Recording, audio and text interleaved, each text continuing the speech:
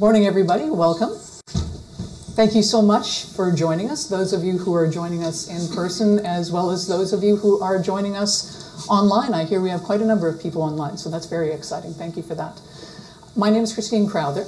I teach in the School of Journalism and Communication, and normally at this time, my students and I are in a classroom where we talk about the ways that journalism is featured in media and international development projects.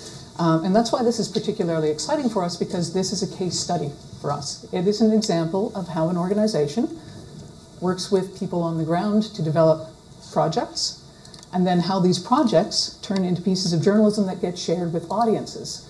And in this case, it's particularly exciting because the podcast that we are launching, and as we're going to be talking about a little bit later on, it's part of a project that's designed to speak to two different audiences.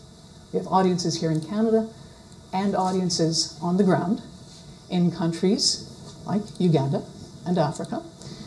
And so this morning, we are going to be talking about the project that is driving the podcasts, and we are also going to be talking about the pieces of journalism, right? The documentaries that are playing out on the ground, and the podcast, which excitingly is going to be launched very soon here in Canada. So, before we get going, I want to quickly introduce our friends here. We have Charles Taw from Farm Radio International. We have Alex Dines, who is one of our graduate students in the School of Journalism. And we have Chris Edwards, who is also a graduate student. And Chris and Alex were on the ground in Uganda and in Ghana. And we're also going to be joined. Mike, are we going to be able to see our friends who are remote this morning? We also have some panelists who are going to be joining us remotely. We have from right to left, we have Isaac Kwesi Mintah, who works for Farm Radio in Ghana. He's joining us this morning from Accra. And we also have the host of the podcast, Martine, and next to her, we have one of our recent graduates. We have Morgana, and Morgana is joining us this morning from Victoria. And sorry, Martine, I left out, Martine is joining us from Cameroon this morning. So welcome, everyone. Thank you for joining us. We're going to talk to the panelists in a few minutes, but before we do, I would like to invite Allan to come up and say a few words. Hello, everyone. My name is Allan Thompson. I'm the director of the School of Journalism and Communication, and just want to welcome you here to Carleton.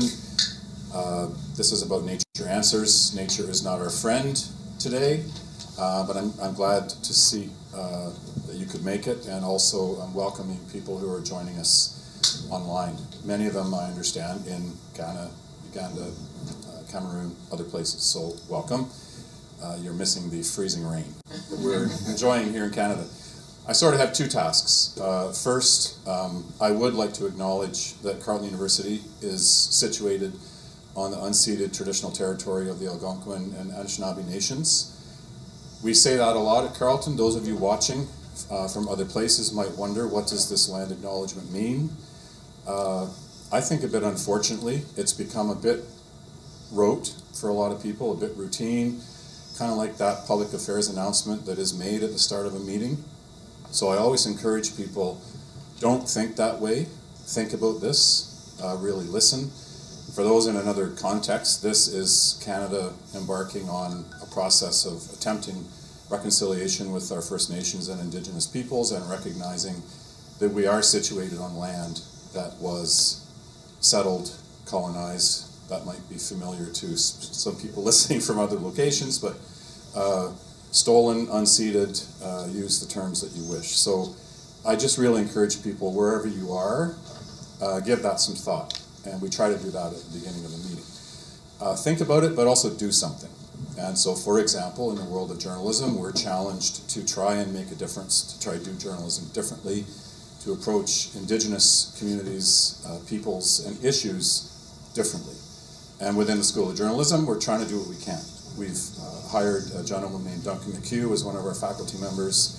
He's delivering a new course called Reporting in Indigenous Communities that will take is already taking students out to Indigenous communities around Ottawa to report on issues there. He's also helping us craft a journalism skills certificate that will be delivered directly in Indigenous communities on the ground to try and encourage more people in Indigenous communities to think about a career in journalism and storytelling. So I leave you with that. I know usually it takes about 15 seconds, but I think it deserves a bit more than that. Storytelling. So it is what we do. It's what this project, Nature Answers, and this collaboration between the School of Journalism at Carleton and Farm Radio International is all about. And from the funding side, this can't happen without support of major organizations. So Global Affairs Canada is a major funder of the FRI project. At the Carleton end, we've been able to collaborate with this project by creating an opportunity for some of our senior journalism students to join the project and join in that storytelling. Carleton has been sending journalism students to the Global South for close to 20 years now. This has been a long-standing program. It has changed over the years. Farm Radio has been a partner in that almost from the very beginning in terms of creating opportunities for our students to gain that real life experience on the ground in an entirely different context. So Alex and Chris are among the latest cohort, and we are holding an information session later this afternoon about next year's program, where we will continue with the partnership with Farm Radio, and this year have up to 10 interns going out into the field in 4 different contexts. So more about that 5:30 this evening for anyone who wants to come find out how you can apply. For today, just enjoy. And this is really a great example of what our students can do when they get a chance to go off and gain this experience in the Global South and take part in that kind of storytelling. So, thank you, Allan.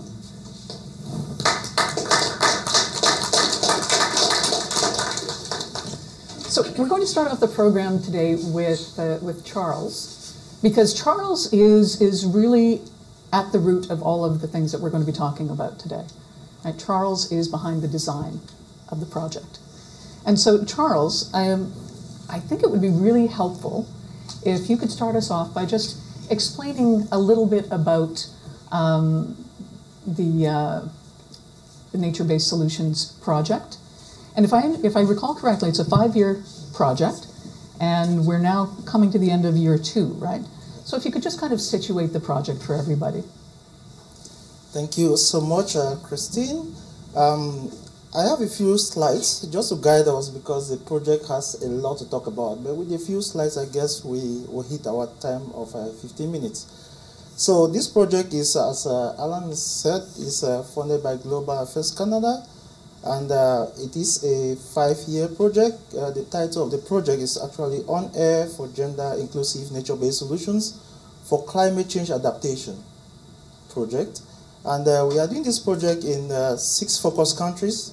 We have Burkina Faso, Ivory Coast, Ethiopia, Ghana, Uganda, Zambia, and 14 other countries, something I will have to explain the difference there later.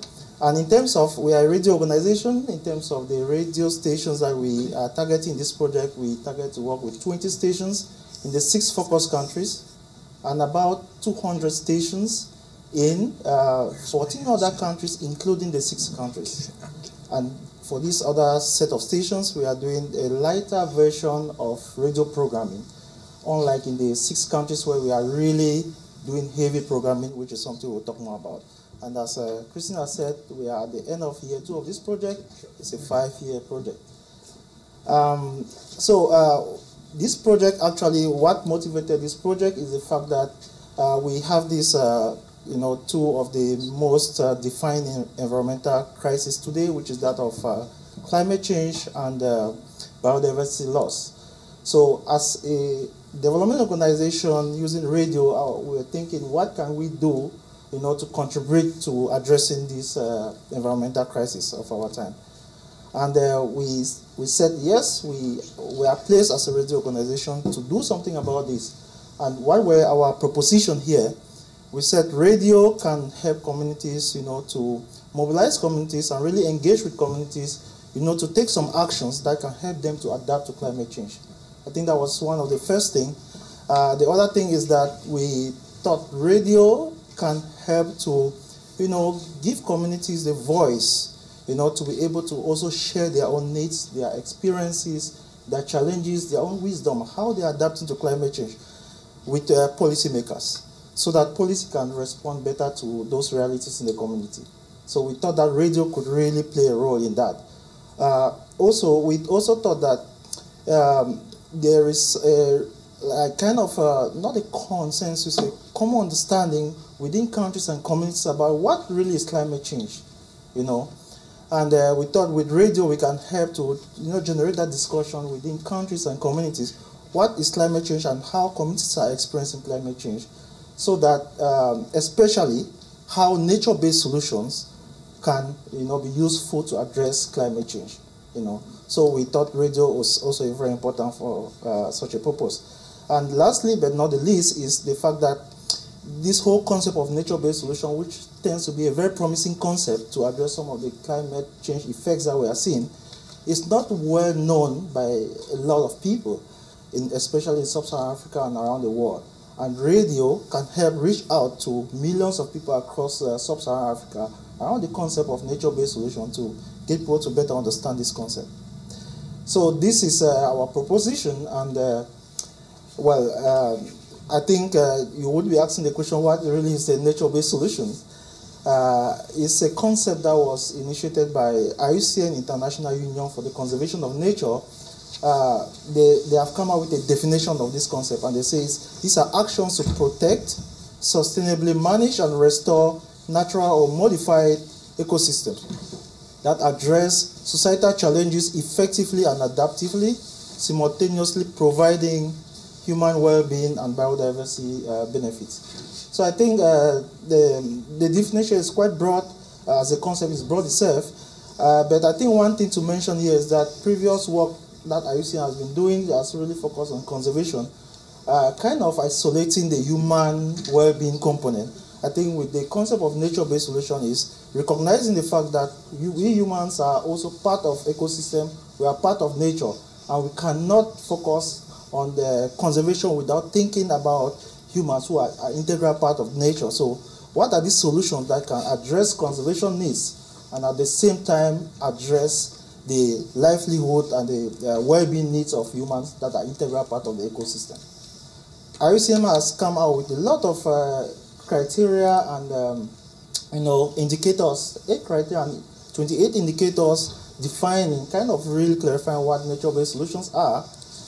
So we cannot go into that now, but we are kind of using that a lot in the project. So with this background, so what is there for the key objectives of this project? We had already mentioned that we are trying to address enhance the enabling environment so that communities can take action, that will help them, nature-based solution action that are inclusive and gender responsive, so that they can better adapt to climate change. Because the overall objective is, or ultimate goal is really about resilient communities to the effects of climate change. And of course, the second one is related to the one on policy.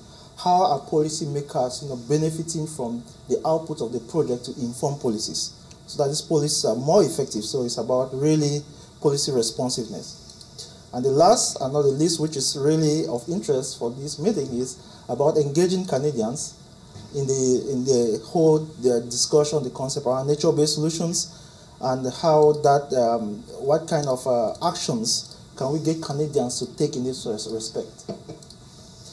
So, I think there's been this question about how is this project, responding or to the needs of communities rather than the funders' needs. There's always this discussion about how do we make sure that this work that we are doing is really informed by communities and not by the funder. I think I will seize this opportunity just to present a little bit about the core strategies around this project. The first one is what we call the on-air dialogues. On-air dialogues are meant to achieve the objective around policy. So this is a program format itself where we integrate polls that consult communities. In the first on-air dialogue that we did, we had 21,000 respondents, and some of them even called multiple times. So we are talking about more than 100 responses that we had from about 21,000 people in these 6 focus countries, really around very important questions that we're asking them, to learn more about some of the challenges they have, what is really causing climate change, what are the experiences with climate change, and what are some of the things that they expect the government, to come in and support them as they struggle with adaptation. So we consulted and we synthesized, analyzed this data, try to see the policy implication that is coming out from this data, and we had dialogue sessions with policymakers in each of the country to really have a discussion, a debate around some of these things that are coming from the community, and how do those things apply in terms of country or national and local policies in the country. So this is to say that this program format is really about consulting communities, and it's about communities. It's not about the funders here. We'll be talking a lot about the documentaries, probably from Isaac. The documentaries we get communities to tell their stories, because the purpose of this strategy is really around documentary is really about can communities tell their stories? Some of those communities that are really applying some of those nature-based solutions, what is their story? What were the climate risks that they were facing? How did they come together as a community? To think about how would they address some of these risks, and how did they do it? What are some of the results? So it's really giving opportunities for communities to tell their story as a means to inspire, to encourage other communities. So we use radio documentaries, and this work is really done by the broadcasters and the communities. Right down there, develop these stories, and we use them on air in the radio programs and invite discussion with broader communities so that other communities who are facing similar or different kinds of risks will be able to take some actions, to adapt to climate change. So it's really focused on the communities. And I think the other part that has to be mentioned, which is a podcast, is generated from those documentaries that we do, and we see communities, trying to react to those documentaries, and we collect those stories, and here we are to talk about podcasts that are generated from these documentaries. And I think that's the only part that we have Canadian students that are coming in to support, because of the audience as well that has to benefit from this podcast. But let's take the last one, which is about we want to reach out to millions of people in sub-Saharan Africa. How do we do that? Through scripts. A lot of interesting stories are coming from the documentaries. How do we maximize that output? One way is we produce scripts on salient, very interesting stories, and we scale those across over 200 stations in the 20 countries we did mention. And we are targeting about 20 million people listening to this script, which is one component of this work that we are doing. So it's really about local writers writing the stories about the things that they are seeing, and it's very interesting in the communities, and scaling this out through work that we do with 200 stations in the 20 countries. So that is how, while there is an evaluation part, that's the cycle of the project, and there is an evaluation. Currently, we have just done an evaluation of the cycle 1, which has to do with the documentaries, the on-air dialogues, the participatory radio campaign, I did mention about that. And now we are going to, we have done an evaluation, and we are taking the whole cycle again. So we are now at that point. So, yeah, in short, just to summarize, it is first the policy responsiveness. Let policy respond to the realities in the field, what the communities are telling us. It's about action. Let communities take some action to adapt to climate change, nature-based solution, gender-responsive, inclusive and gender-responsive nature-based solutions. It's about awareness, about this whole concept of nature-based solution across sub-Saharan Africa. It is about engaging the Canadian audience as well, using podcasts. And what are we evaluating? Of course, we are evaluating community actions here. We have ambitious targets that we have set for ourselves, 1,000 communities to take action across the 6 countries. Also, in terms of policy, we are looking at about 24 policies in the 6 countries that would reference the work that we are doing in their policies or that we are influencing, in other words. And in terms of the number of Canadians that are engaged or are taking some actions, we are looking at a 20% increase from the baseline that we have done. So we'll see where we go with it. So let's just zoom it as a means of wrapping up. Let's just zoom into this last component, which is the cause for this discussion today about Canadian engagement.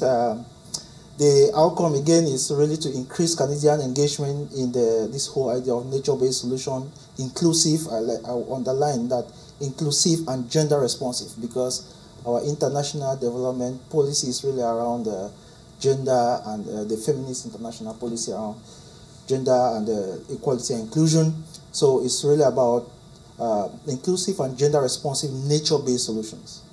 So achieving this is incumbent on achieving gender equality. So, and what does that mean?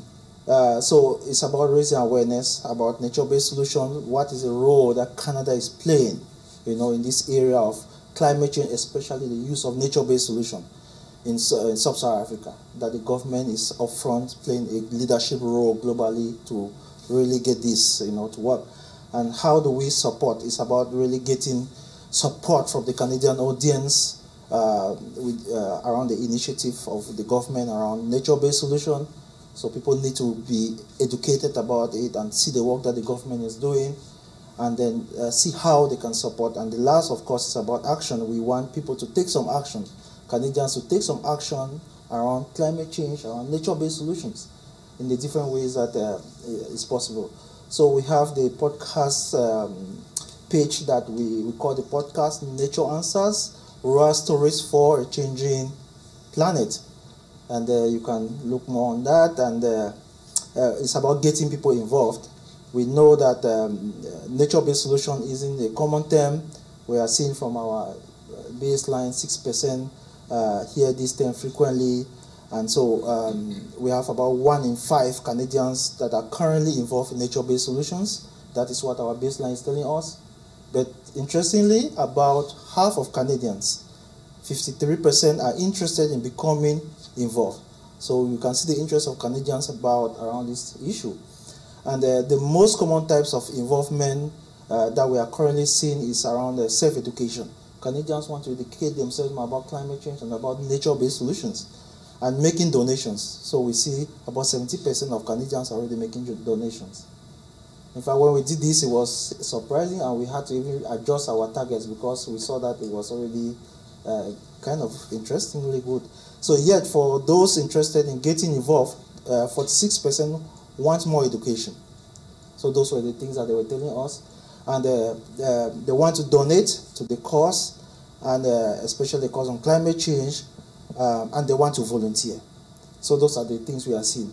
And around 47% of those people listen to podcasts of these people who are expressing this need, And that's why we think that the strategy of podcasts could be an effective one.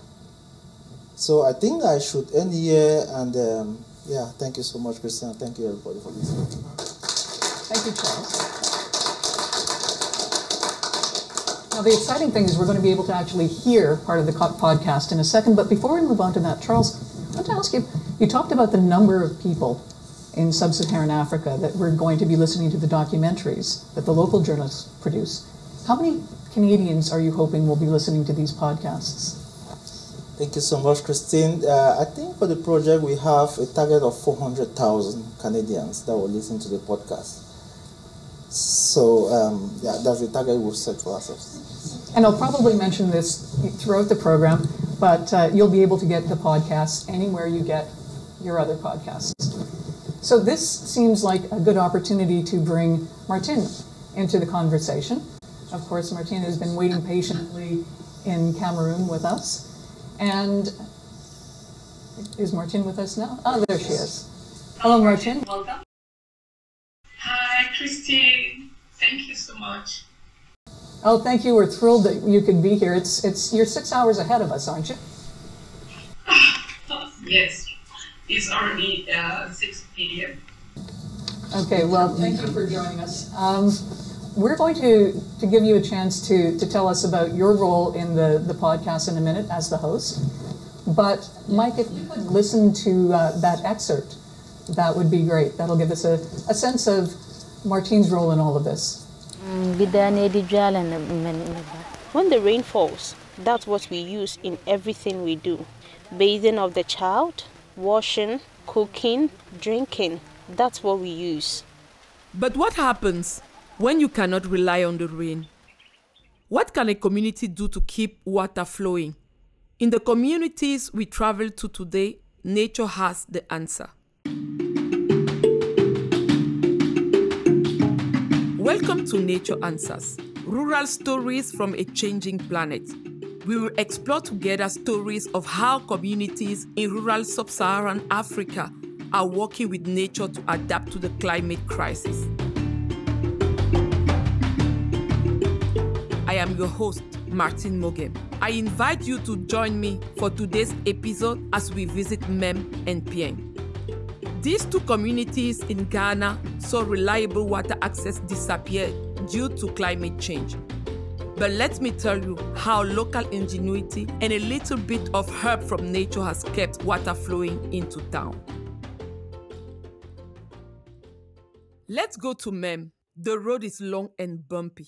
The community is 5 kilometers outside of Atebubu in central Ghana. On the day we visited, potholes filled with rainwater and missing patches of the road had been swept away. It made driving really difficult. And yet, the wet road conditions were also a sign of a nature-based solution in action. But before we begin, I should probably explain what a nature-based solution is and why they matter. My name is Sarim Gabre. I'm the nature-based solution specialist for Farm Radio International. I have a background in economics, but I also specialized in environmental economics and sustainable development. When I studied economics, I realized that economic issues are very much related to social, environment, and economic aspects of our daily lives. So nature-based solution in a simple way are actions that work with nature or working with nature to solve some of our biggest challenges in our society, like climate change, like food security, like water security.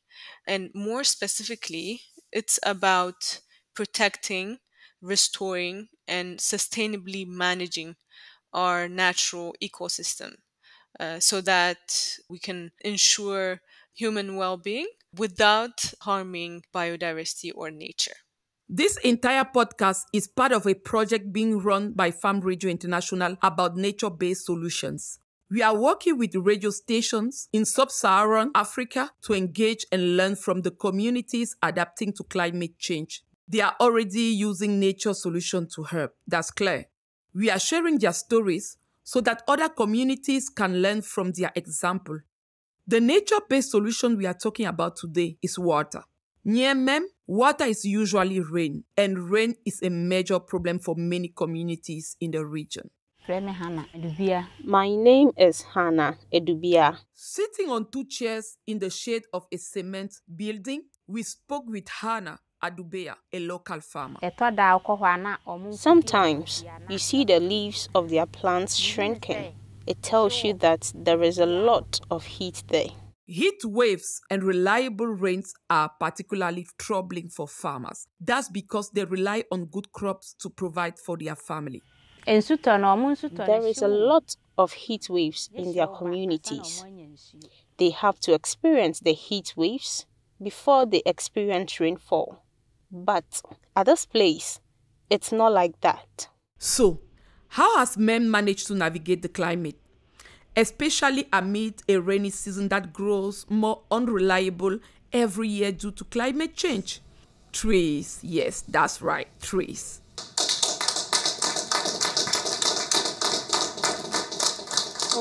We have just been part of the Canadian debut of Nature Answers. Martine, it made me want to listen to more. I want to hear the rest of that episode. But you just have such a warm presence on air. And this is a trick to podcasting, right? You want to buy into the person that you're listening to and spend time with them. But Martine, you weren't actually a host initially, were you? You've been part of the project for a while. Can you explain what you've been doing with the project? Before you started hosting? Sorry? I was just wondering if you could share with everyone what you were doing with the project. You were working with the project behind the scenes before you actually got involved as the host, right? Yes, exactly. I have the privilege to assist Charles in the project at the level of Farm Radio International. And yes, besides being the host of this podcast, I also work for the project, in the implementation of the project at the level of Farm Radio International. Yeah. So you're not just a voice, you are deeply implicated in this project. I'm deeply implicated in the project, and I wanted to say, you people in the hall today, the participants, you have the privilege to see the face behind the voice. Everyone out there, yes.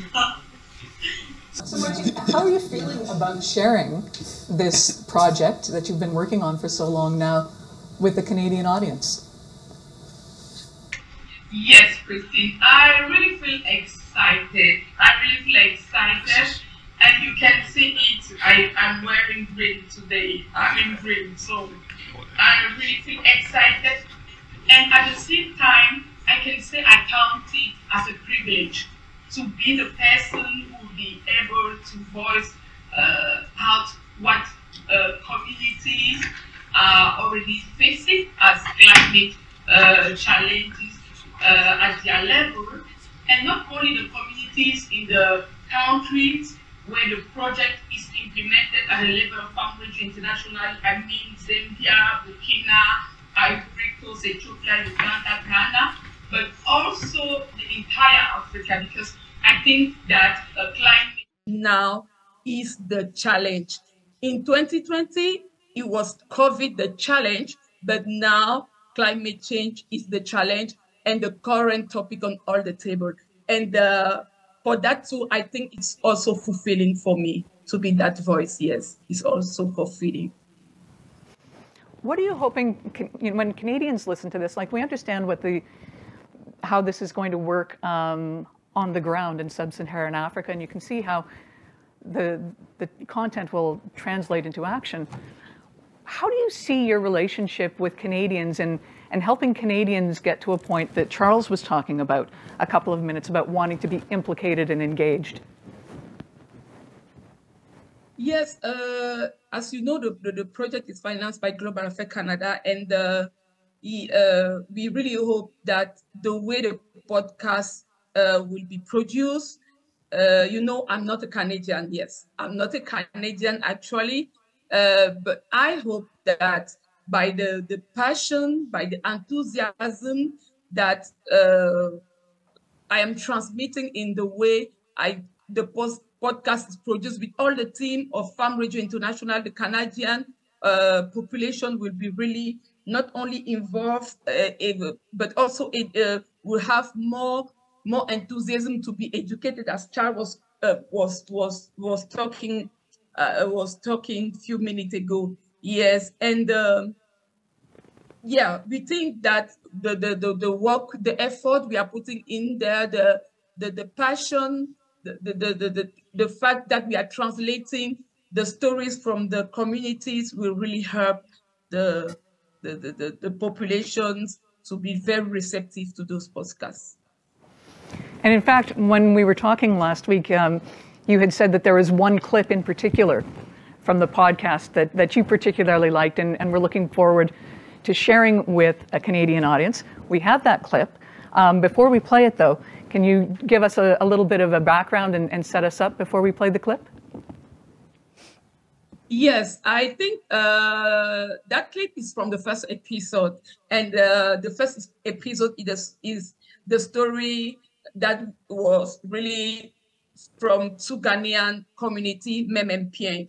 And that piece that I like the most is the piece that is coming from Pieng, a community closer to the desert than the coast in Ghana, Upper West region. And that community is near the border with Burkina Faso. And when I talk about Burkina Faso, you can already know that we are in the Sahelian region, so drought. We already think about that. And that community of 1,500 people routinely from me. And they finally turned the pond into all the water they have to that dam. And there's a part, yes, that I really like is when they say it's really fulfilling to hear water flowing. So that part, I don't know how I can express it, but it really makes something in my heart. Yes, when I went through it, it's something very passionate to know that behind every drop of water that flows, there is a whole bunch of effort coming from a community in general. Yes. Thank you. That sounds like a good place to play the clip. The dirt from digging the trenches was used to build a wall along one side of the pond that formed the dam. The dam keeps rainwater from rushing further away. Wearing a smile, Baoule Idrisu described the moment when water first entered the dam. When water first went through the waterway, everybody was happy. Everyone came down to the waterway to see the water flowing. Who knew the sound of running water could be so fulfilling?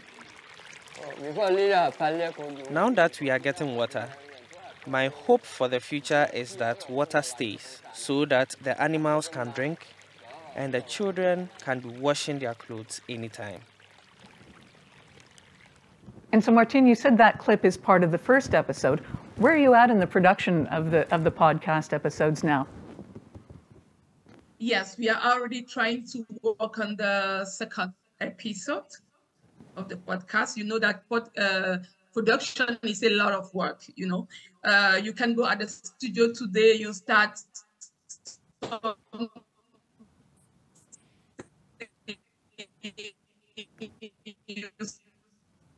say something, and tomorrow when you listen to it, you say, no, this is not the emotion and the passion I wanted to that day for that episode, and you have to start it again. And it's also something I think passionate to work with a very committed team like our farm radio team on the second episode, and I hope soon it'll be ready. Yeah. Okay, thank you, Martine. Now, for those of us in the on the receiving end of the audio there, we got a little bit of breakup, and I understand that's quite common at this time of day. So, if I understand correctly, you're in the middle of the producing the second podcast, and it's time consuming, but you're finding it rewarding. Is that what I got from that? Yeah, sure. It's rewarding. It's time consuming when you don't see, the interest. We are really nature lovers at the level of Farm Radio International, and I think we don't see it as time consuming. It's a very interesting cause, and as I was saying earlier, climate change is the challenge. And if all of us can put our hands together to face that challenge, I think I cannot consider it as time consuming. No. Wonderful. Thank you very much, Martine.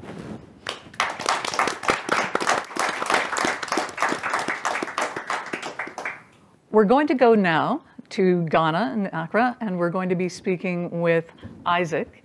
And if we could bring Isaac up. Isaac is the radio craft officer in Ghana for Farm Radio. And before we launch into things, Isaac, maybe you can just explain to people what it is that a radio craft officer does. Thank you, Christine, and good morning or afternoon to everyone, the panel members, and everyone in the auditorium. Radio craft officer basically is involved in content design because we are a communication for development organization and our work is on radio. We need to first design content which will be used to broadcast weekly programs.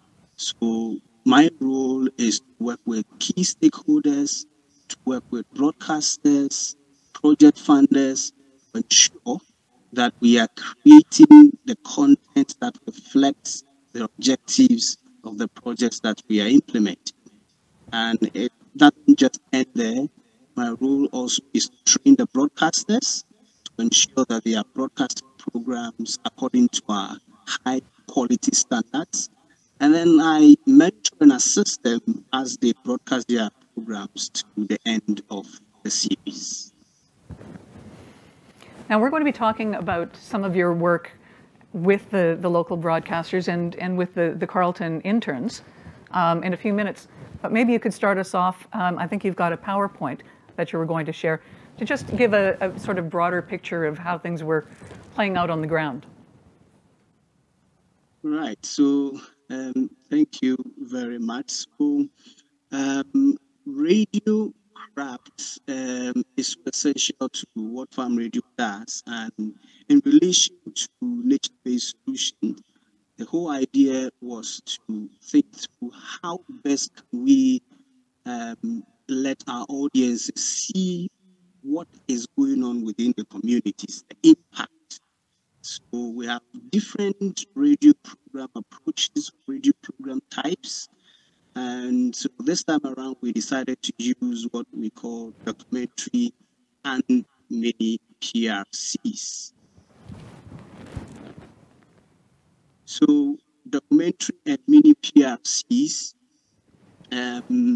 is basically looking at us using documentary to show events, challenges that community members are facing within their communities in relation to the solutions that they are looking for that is in their communities. But we first of all started by doing what we call on-air dialogues.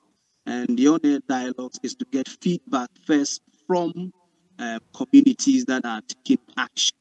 It gave us the opportunity to learn more, gauge a bit more about their opinion, so that that will help us to determine the needs of some of these community members in relation to nature base.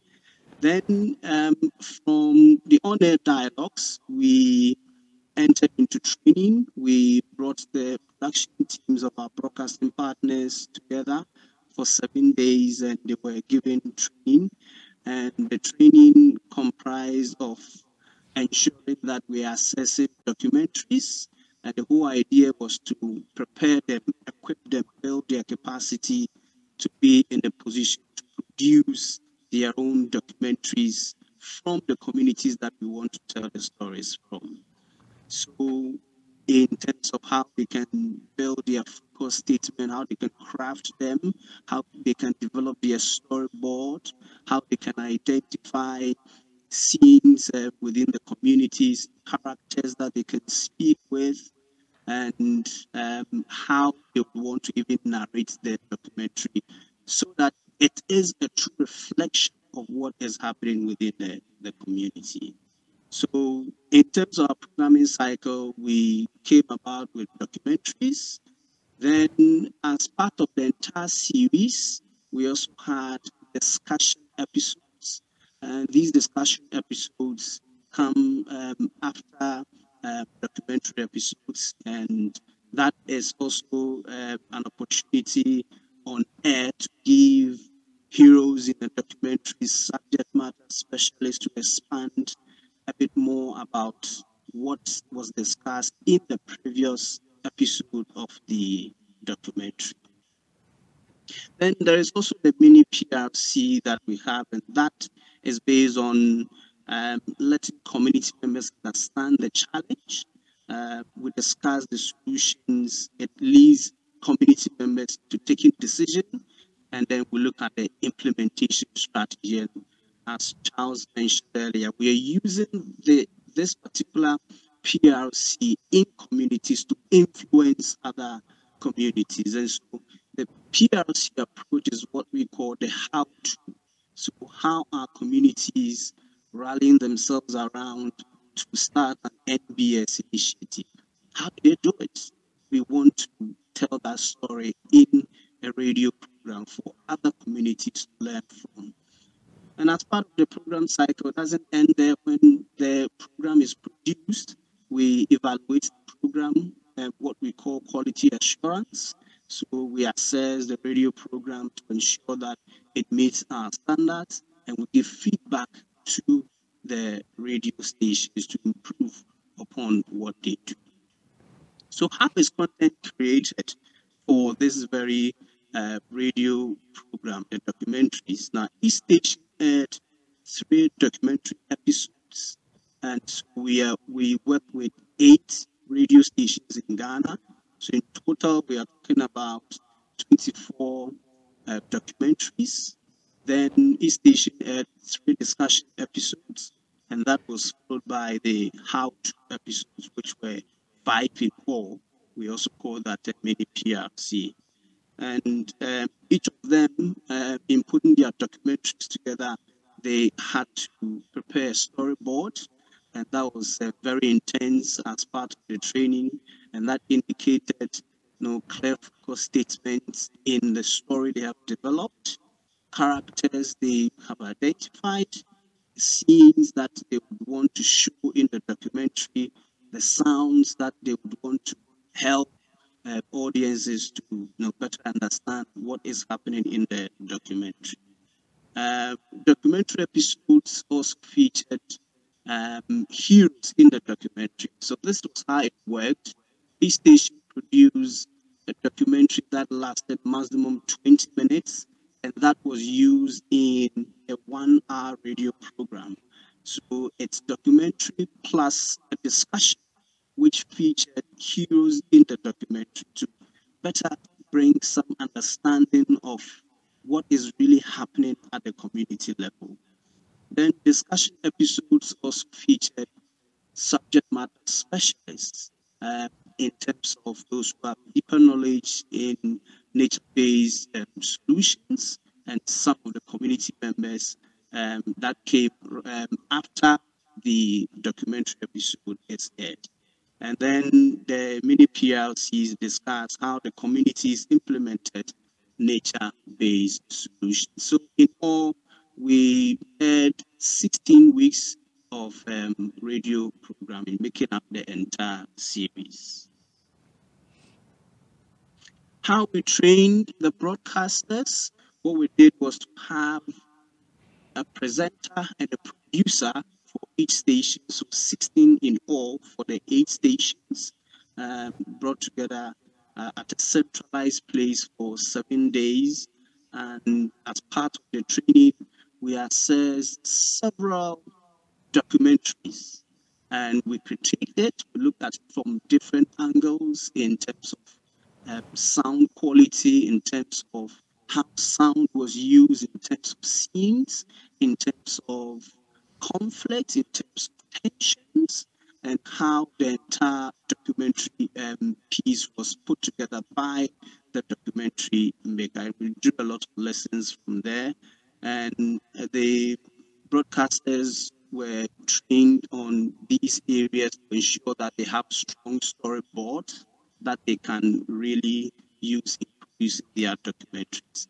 Now, at the end of the 7 days, each production team of the 8 radio stations came out with a 5-minute documentary piece, and we critiqued the documentary piece as well. So for station A, you submit your work, we go through it, we all critique areas that could have been improved, how it could have been strengthened, and then they pick vital lessons from there. And the documentary training was then followed up with content development for the discussion and the mini PRC. and the discussion is meant to espouse on what happened in the documentary and then the mini PLC showing what the community members are doing and how they implemented the actions. In terms of audience feedback, 36,300 calls into the different radio programs that we run. And based on these numbers, well, that is about 2,500 individuals who called into the programs. Well, future evaluations will determine the number of listeners and then also the number of people taking action because of these programs. I think I'll end my presentation here. Thank you. Thank you, Isaac. So Isaac, when you're talking about doing this training with these local broadcasters, how common a format is documentary in the rural areas of these countries that you're working in? So documentaries are not a very big thing in our media landscape in Ghana. Yes, they use other radio formats like interviews, they do vox pops. They'll use debate, a bit of drama, as a fully blown documentary. So most of these broadcasters were very fascinated about this because it will afford them the opportunity to learn how to produce a very good documentary. And not only used for the NBS programs, but other programs that they will be running on their radio networks. So it was an opportune time for them to add on to their journalism practice for most of these broadcasters that we were working with. Right. And so now that you're going to be moving into this new round of documentaries, are you going to be working with new broadcasters? Are you going to be working with these same broadcasters again? Yes, we're going to be working with these same broadcasters, and they work together with other team members who is the same broadcasters, and we are hoping to build on what we started. Right. And so, of course, when the local broadcasters were going and doing their work in the field, that was about the time that our interns were landing and coming to do their work. So can you talk about how you integrated the Carleton students into the work that you were doing on the ground? Yes, I must say it was timely with the arrival of Morgana, Kwesi, and Manuel. They came around the time where we were doing what we call pre-documentary research. And after the OADs that I spoke about, we did a little research to go into the communities to gather more information, to identify specific communities that the radio stations will be producing their documentaries from. So the team joined the broadcasting partners, and I think around that time it gave them a first-hand feel of these communities and what they are experiencing, their challenges, and that gave them a very good sense of how they can even plan for their interviews, for their podcasts. And so that was how they came into the scene, and the role they played was to further engage the broadcasters, assist them in engaging the community members. Now, we're going to be listening to excerpts from the podcast that the students did. But before we move into that, we've got a clip that you identified from one of the documentaries that the local broadcasters had done. So this is a piece of content that folks on the ground would be hearing if they were listening to these local radio stations that Isaac was just talking about. Can we cue that up, please? Crew for Enresedia, and you musacra Sunsansui, esi ehawomo, abrabo, ewo babatukuma. Nana asaw dramani kabato a tosumienu eye babatukuma hene. Me sorry no. Na kwaye waha yi dua hodo bia ni ho a eni babato ha. Odum wabre framo dan nyina wa ha.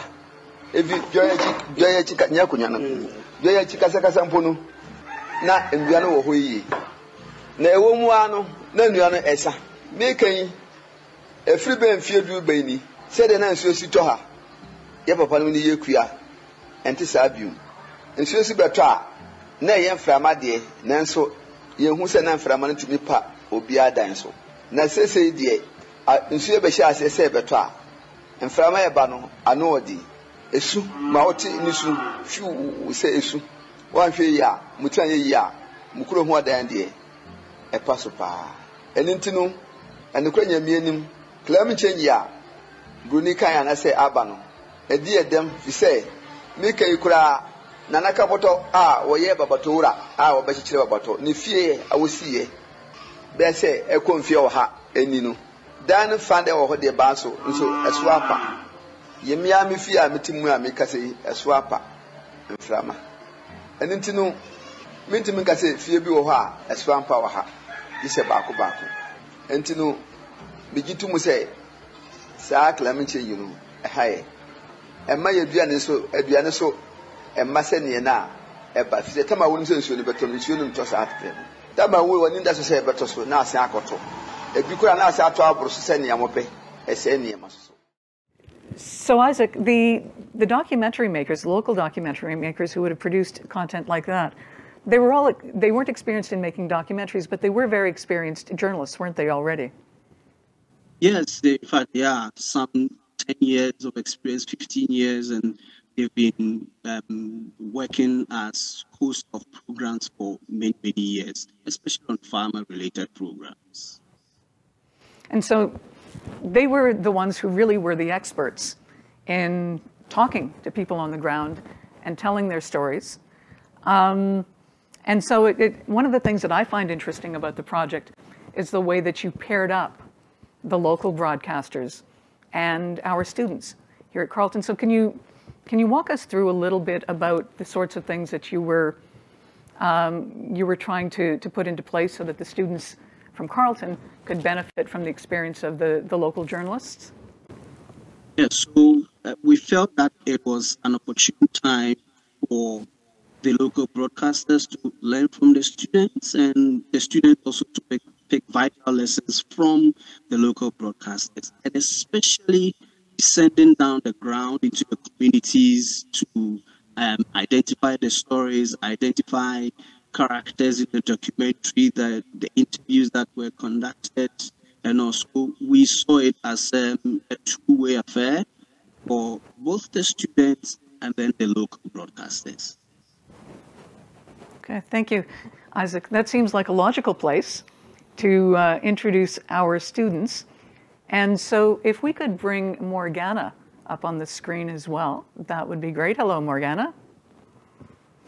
And so Morgana, again, is joining us from Victoria on the west coast of Canada. So it's still very early for Morgana.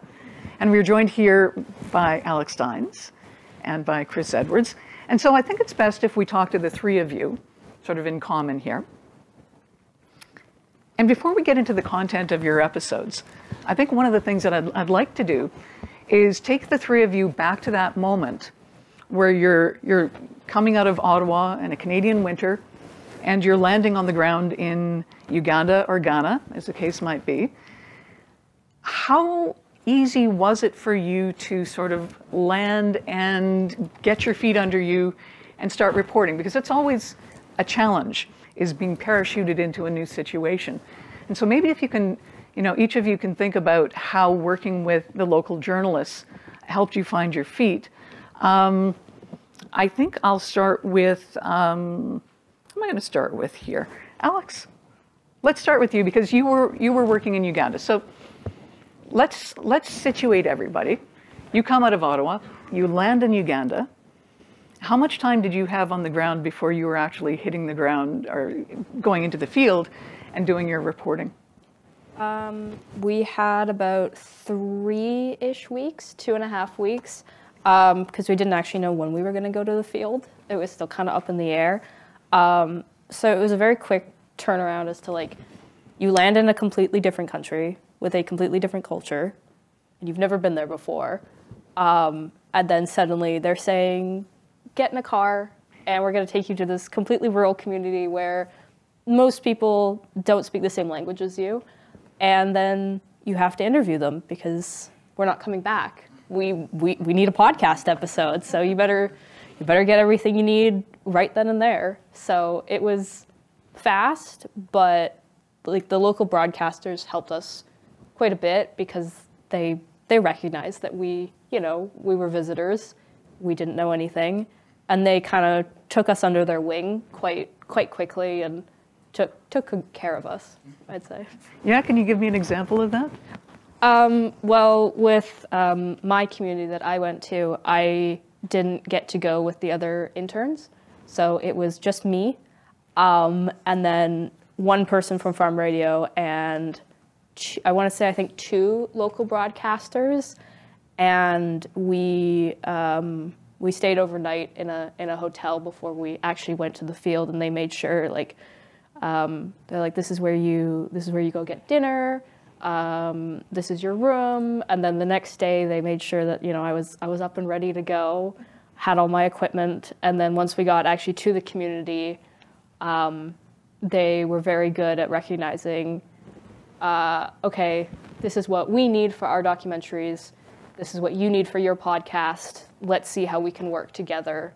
And because of course they did their interviews in the local language, and then very nicely translated their notes and their interviews for me, because I was off interviewing my own person, and so I couldn't be part of the group discussion. So that's kind of how they kind of helped me out. Nice. And so you were working in Uganda. Chris and Morgana were working in Ghana. Now I should mention that there were a few other students. We had 6, I believe. Was it 5 or 6 altogether? We had 6 students altogether. And so Morgana and Chris, you were in Ghana. So Chris, can you walk us through what it was like when you hit the ground running and how you were working with the local broadcasters? Well, for us, we hit the ground running, so to speak, with a tour around all of Ghana of about 2 weeks, going into the field, visiting 5 communities, all on a single trip. This is something that only Manuel and I first did near the beginning of our trip. So that was about 10 days after we arrived. And I would say that we were very lucky in having the opportunity to visit a number of communities as opposed to only going to one and needing to get everything right away the way that Alex did. To be honest, I think it took a few communities to really get on my feet and interview everyone really correctly. When it comes to the help of the local broadcasters, I'm sure this is true for every journalistic endeavor, but especially the kind of reporting that we were doing, we could not have done it without them. 100%. It was more than just providing translations. It was about introducing us to the community and setting up the entire visit that we were conducting, which needed to be negotiated and discussed beforehand. That, I would say, was a particularly useful element of working with them. Typically, we didn't have the experience of meeting them until the morning we would leave for the community, and then we would drive, say, 30 minutes to each one. And it was in that 30 minutes where we would speak with them for the entire time, trying to learn what the story was from them.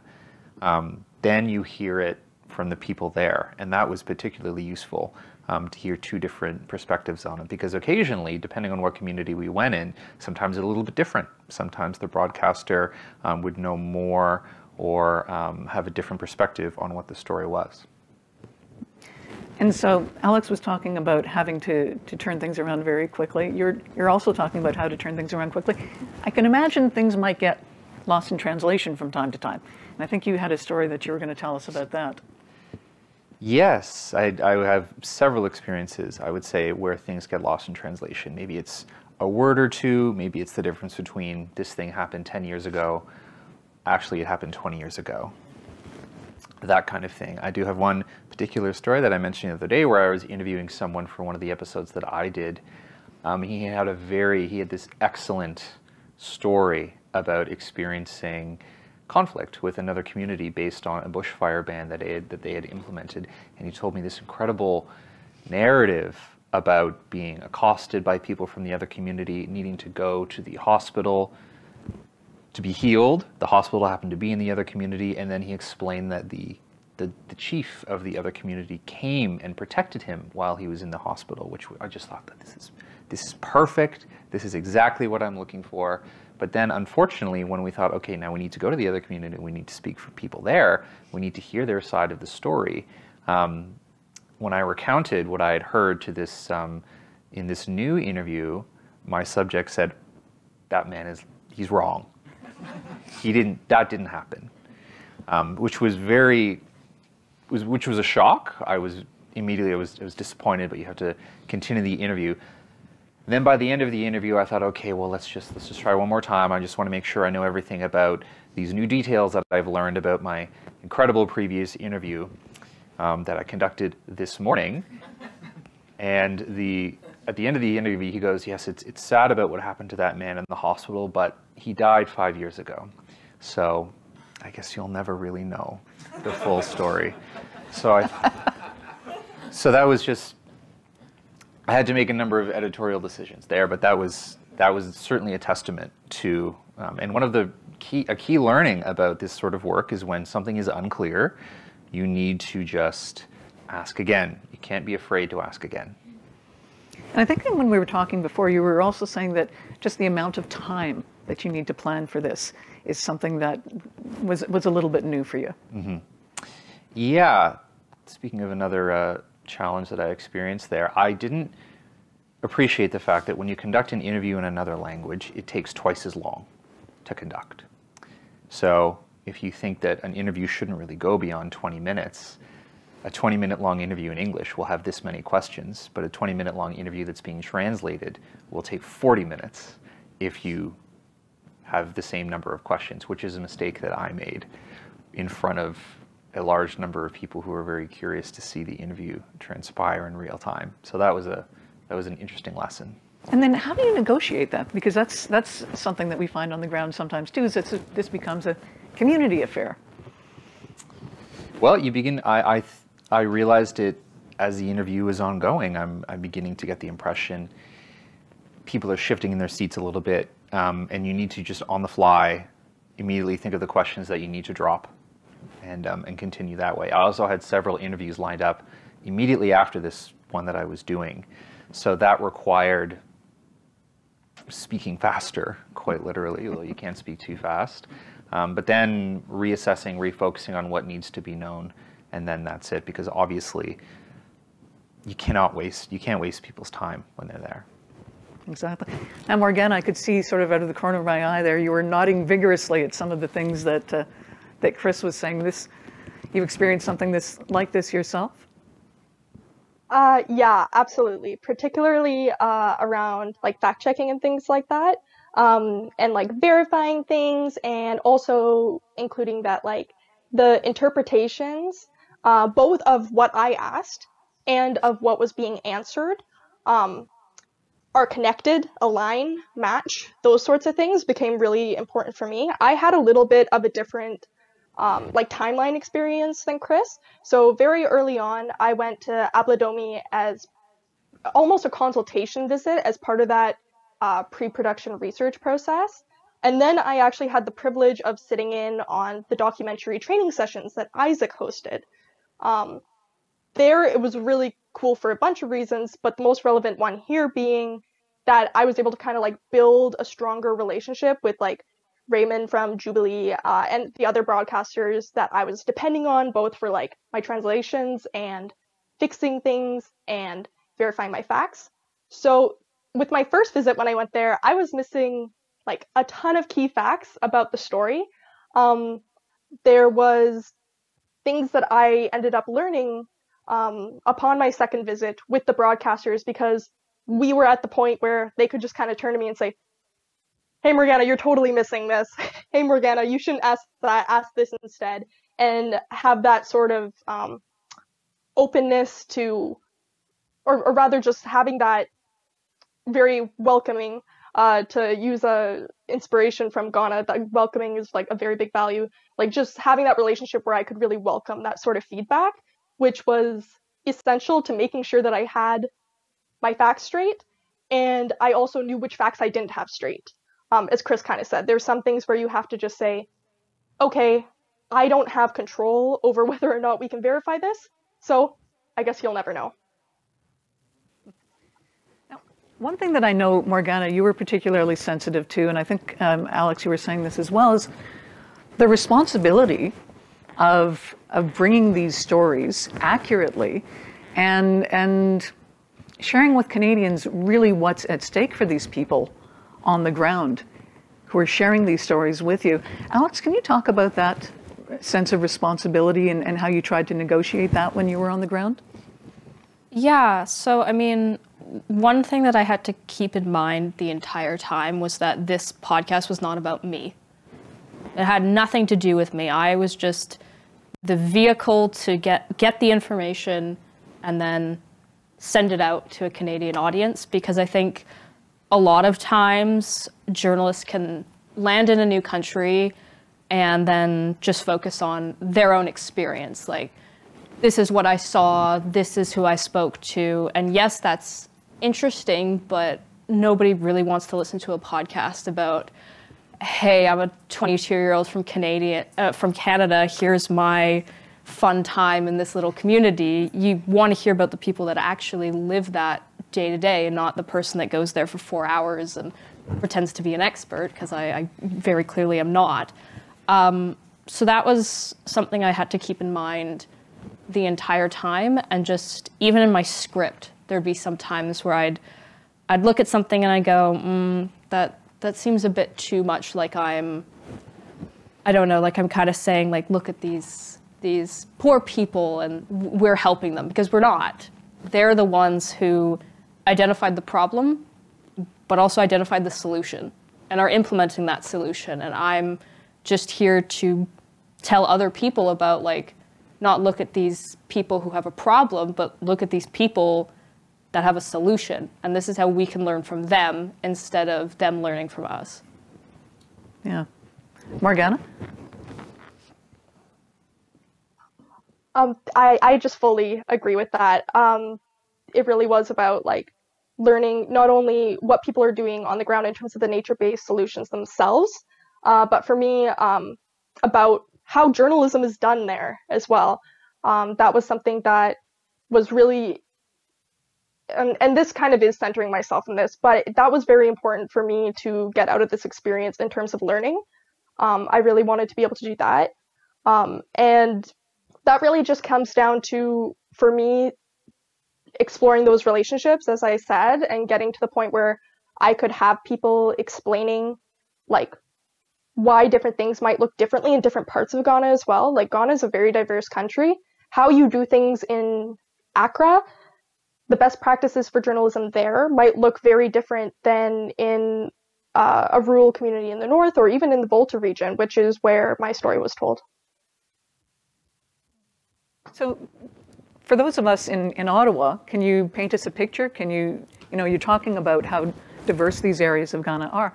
Can you help us understand just what you're talking about? Sure. So Accra, I like to think of Accra as, like, very much a New York type city. You've got people from all walks of life. You've got lots of dreamers. It's a bustling city. It's vibrant, very multicultural. There's a lot going on. And then when you go to these rural communities, it's very much like a situation where the communities are going to be very diverse, because the people that live there have lived there all their lives typically. The communities that neighbor one another have very specific relationships with one another. Like, when I was speaking with people in Abladomi about the high stakes of climate change, one thing that was brought up to me a lot was actually a neighboring community, Favume, which was completely displaced by tidal waves. So this sort of, like, community memory, and also, like, distinct practices and ways of doing things, all are very, like, implicated in how you're going to actually do journalism there, whether or not you need to, for example, like, bring a token to a chief as part of a consultation process, what's going to make you have higher access to women, and specifically in a way that makes them feel comfortable to give you the information that you need, and also speak freely without disrupting their lives in any sort of way. These are all things that are going to be, like, very localized. And that's a really good point, because of course underlying this project is gender inclusivity. And so when you're talking about needing to be aware of how to appropriately bring women into the conversation and be interviewed in various locations that you were working in, can you give us a specific example of how that might have played out? The broadcasters, frankly, did most of the hard work to do with that, because that's going to have to do with consultation, that's going to have to do with the community discussions, etc., in terms of getting that initial engagement. Something that we talked about previously, Christine, was like identifying things that were within my control and things that weren't within my control as someone trying to tell these stories. And one thing that, for example, would be in my control is like if we're doing an interview at a community center, if we're like having the physical space laid out so that it's like 3 foreigners and a local broadcaster essentially crowding a woman against like a wall or a corner, that's something that like even as an outsider, I can take note of that and say, this might be something that's like putting pressure on her or making her feel uncomfortable, and being responsive to that. But most of that like initial access stuff when it came to inviting women for these interviews, that would have been done by the local broadcasters. Right. Well, this seems like a good place to talk about the episodes that you were actually part of producing. Now, maybe this is a good place to also bring Martine back into the conversation, since Martine is the person whose voice we hear. We don't actually hear your voices in these podcast episodes. Martine, can you explain to the folks sitting in the room here and who are listening in the webinar what the format of the podcast episodes is, and how the students' work intersects with your own work? Yeah, I think for now we shall be having like 20-minute podcast being broadcasted, and the work of the volunteer on the field plus my work. How can I say it? When I translate the work of the volunteer on the field, I'm just like, I'm sure they have worked with so much care. They have put attention on taking the ideas, the stories, they have written everything, they have noted down everything that was said. So when I said it in the podcast, when I tell the story, I have to make sure that I really translate what they took from the field. Not only translating the words, but also translating the emotion. And I was talking about that with Tara, who's also in the team of this production team. So I was telling Tara that my fear is that I don't really translate the emotion that Morgana felt on the field. That's my fear. And yeah, when I read, fortunately, when I read, I think that even in the writing, the texts that are coming from the field, you can feel that emotion, and that makes it really easy for me to be translated when I do the podcast.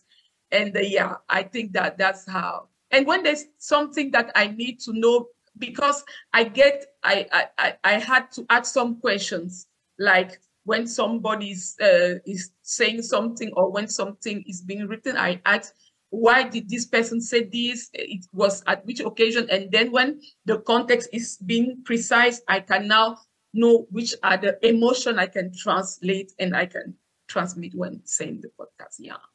Yeah. So Morgana, you wouldn't be disappointed. I will do exactly, or I will say and tell the story exactly the way it was told on the field.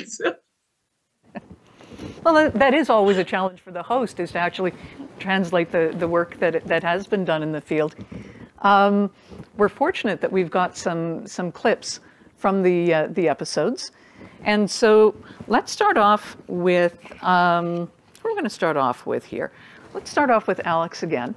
And so, Alex, can you talk about the episode that you have produced in conjunction with Martine and the rest of the Farm Radio crew? Yeah, so my podcast episode was focused on a community in Western Uganda called Kikandwa. And like I said, I went kind of by myself. And this community had been suffering a lot from deforestation. So basically the entire area had just been completely decimated. And in 1999, this lovely man named John from the community decided, nobody's doing anything about this. Why don't I just do something about this? So he started an environmental organization just in the town, and it's still going. And I got to speak with John, like I said, very lovely man. And he basically gathered the entire community together. He rallied them, taught them about the importance of planting trees, and they have completely restored the entire area. And I was lucky enough because he got to take me out to sort of a hill, and he pointed at all this forested area, and he said, that 20 years ago wasn't there. So this is, like, I got to actually see the work that they'd done. Yeah, and then they also, on top of combating deforestation, they'd also started a tree nursery. So what that means is that they have seeds, and they sell them to other communities, and they made quite a bit of money doing that, and they continue to make quite a bit of money, and have now started beekeeping as well, which they wouldn't have been able to do if they didn't have this extra money. Right. And in fact, I think we've got a clip from that. So why don't you set up the clip a little bit for us? Yes, so I did my interview with a man named Vincent. Vincent did not speak English, so I talked through a translator his name was McDonald, also a very lovely man. And Vincent is the head teacher at the elementary school, which is 2 rooms, and the entire school is made up of just like wood slats and some metal sheeting. And the school is from ages 5 to 14. So that's like their elementary school. And he was talking about how hard it was to, in the past, send any children to high school, which is 15 to 18. And because the community is so small, they don't have their own high school. So they'd also have to, pay for like their travel, their accommodation. So that's sort of what he's talking about in this clip. Okay. So now, with the different undertakings they're using, income is increasing. Now, kids no longer stop at primary level. Now they're going to secondary level because the different skills and the different incomes they're getting from the different projects is helping them to go further their education into secondary, because that is normally the hardest part. Leaving primary, then if you don't have money, so it's hard to go to secondary class. And so, Alex, what was the takeaway that you have from producing this particular episode? Well, one of the things that I think was mentioned a little bit later in my script is, to put it into context, before starting this project, they had to pick 5 kids from the entire community to go to high school. And now they can send 30, which is massive, because not only do they, like Vincent said, they get to further their education, but they also get to interact with people from other communities and then get to spread their local knowledge to them, which was really interesting to see how involved especially children are with the project. Vincent was telling me that kids as young as 5 are involved in the nursery, even if it's just carrying a seed from their farm back to the nursery and vice versa. So from a very young age, they understand what nature-based solutions are.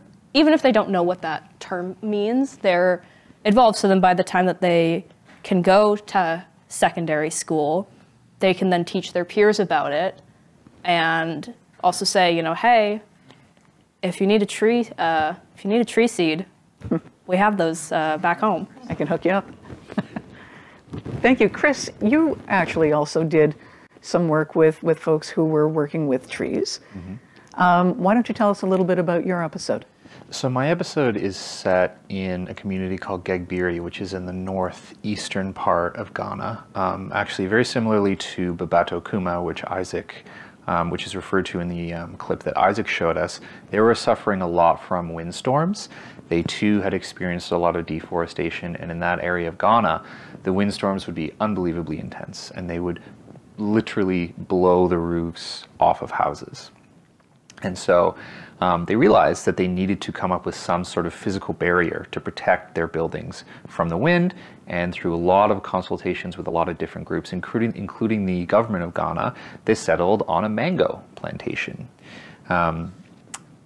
They ended up planting hundreds of mango trees directly adjacent to their community, which since many years have gone by, have now sprouted into a full-on mango plantation. Mangoes, of course, provide not just literal physical protection from the wind, but they provide a source of income. This plantation, once it was fully running, allowed the community to have this whole new source of income to sell mangoes at Garu, which is a larger community very close by, and then allow a lot of the women in their community to sell mangoes themselves, which is something that simply wasn't available before. So what was so interesting about that project was how multifaceted the results were. It wasn't just a matter of, we need to protect ourselves from the wind, so we'll build a physical barrier. We've built our physical barrier, but now it's providing a lot of employment opportunities for people. It's providing income opportunities for people. Before the plantation was made, a lot of young people from the community would leave because there were no economic opportunities for them, and they would get into mining. This brought back a lot of those people because now they didn't need to go so far in order to make a living. And another part of what made the project so special, and this is kind of what happens in the clip that I provided, is how when it was first being planned, the entire community came together, and they were very careful about the way that they integrated women into all of the decisions that they made. It wasn't like there were token decisions made with women. There was a very deep consultation with the entire community in order to make sure that women are able to play effective roles. They're able to actually play a role in where the plantation is made, who does what when it comes to planting the trees, and that, I think, was something that was very important to focus on. And in fact, that's the clip that we're going to hear next.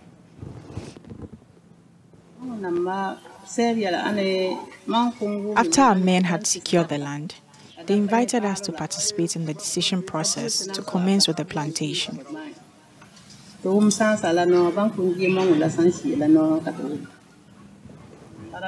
They asked me about the benefits that the mango plantation will bring to me, and I agreed that it will have lots of benefit to us. As we started with the plantation, we started benefiting by way of wages, to buy things to take care of ourselves as we worked at the plantation. Okay. So Chris, I'll ask you the same question that I asked Alex. In your episode, by the time you get to it, what was your real takeaway from all of that? I would say that, similar to what I said before, the benefits of these projects go so far beyond their initial intent, but at the same time, they also need a level of cultivation that I think people don't quite realize. Trees, of course, literally need to be cultivated in order to grow and survive, but it's that continued focus on them that allows people to remember why they have them, why it's so important to protect them, and I think that constantly reinforces how important of a solution that they are, and it keeps the community very focused on making sure that it continues and it grows. Right. Morgana, we'll turn to you now. Why don't you tell us a little bit about your episode and where you were? So the story of Abladomi and their efforts to restore this very important estuary really comes down to resource economy troubles. And it's something that I think a lot of Canadians are going to be able to relate to, actually. There is a very long history here where, as this very important dam that generates electricity for 80% of Ghana, tons of West Africa as well, caused a lot of problems downstream. So this estuary where the ocean and freshwater meet became a place where people couldn't really fish anymore. So instead they turned to harvesting mangroves. Mangroves are kind of like a tree. Some versions look a little bit more like a bush, and they grow in that marshland and that like brackish water there. They are super important for like protecting from coastal erosion. They provide a lot of oxygenation. They're really good for all of the animals in there. So they're really critical, but people started harvesting them because one resource economy ran out, the fish and crabs, and so they turned to another. Now they're realizing, okay, this has become a big problem, and it's implicated by a bunch of economic dynamics like who has claim over which mangroves as well. And so essentially, going based off of this community resource management area model that the government of Ghana has suggested to give local communities control over how we conserve and protect like key natural resources, they started implementing that. And the planting really started to happen within like the past 3 years here. And one thing that's very interesting about that particular model is that communities that take the lead and ownership over protecting resources through this model are entitled to economically benefit from them. And so there's a lot of really interesting tensions here in terms of what's happening with the environmental efforts versus the economic ones. And very importantly, as I talked to, so I had this impression that they were going to be almost for sure leaning in on that and saying, okay, we need this economic development, so of course we're planning to harvest these when they mature in 5 to 10 years. That assumption wasn't necessarily true. And in fact, the more I talked to people, the more they were interested in the mangrove's ability to actually restore this estuary, make it so that the fish and crabs could repopulate, and do all of those things. Okay, I think that's enough exposition, sorry.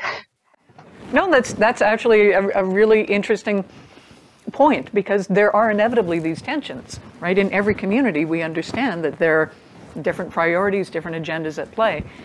And it's interesting to see how people are negotiating those. You have a clip set up for us. Why don't you walk us into that a little bit, and then we'll play the clip. Sure thing. So I'm talking with Major Kamasa, who is a 32-year-old teacher. He is also a farmer. A lot of people have multiple vocations in this particular community. And he's also on the secretary of this CREMA group. So he's not only doing like the community expected labor that goes into a project like this in exchange for community ownership over the resources, but he is also taking a leadership role and dedicating significant amounts of time to like making this happen. And the reason I want you to hear this quote, despite the fact that as soon as we got to the good stuff, the wind started to pick up, is because I think it's really the core of this story, what he's going to talk about. The stakes, it shows the stakes of the situation, and it shows that while we might like to romanticize senses of community responsibility, and possibly should do that, it also speaks to the the seriousness of the situation. A lot of mangroves are dying, and there is no way you cut mangrove unnecessary any longer. And this other ways is making a lot of things are happening. So that's what's moving people away. But I'm farming, so I'm at the same time managing the farming and trying to planting the more these things. I'm just managing. That's what I'm saying here. I just don't want to leave. I want to be here and do what I can do as a human person here to support the environment or the community for now. Why would you like to stay here? This is my community. So if there should be something to develop the community, it must start from me. That is mine now, as I'm here now. So the best I can do, I'm doing it.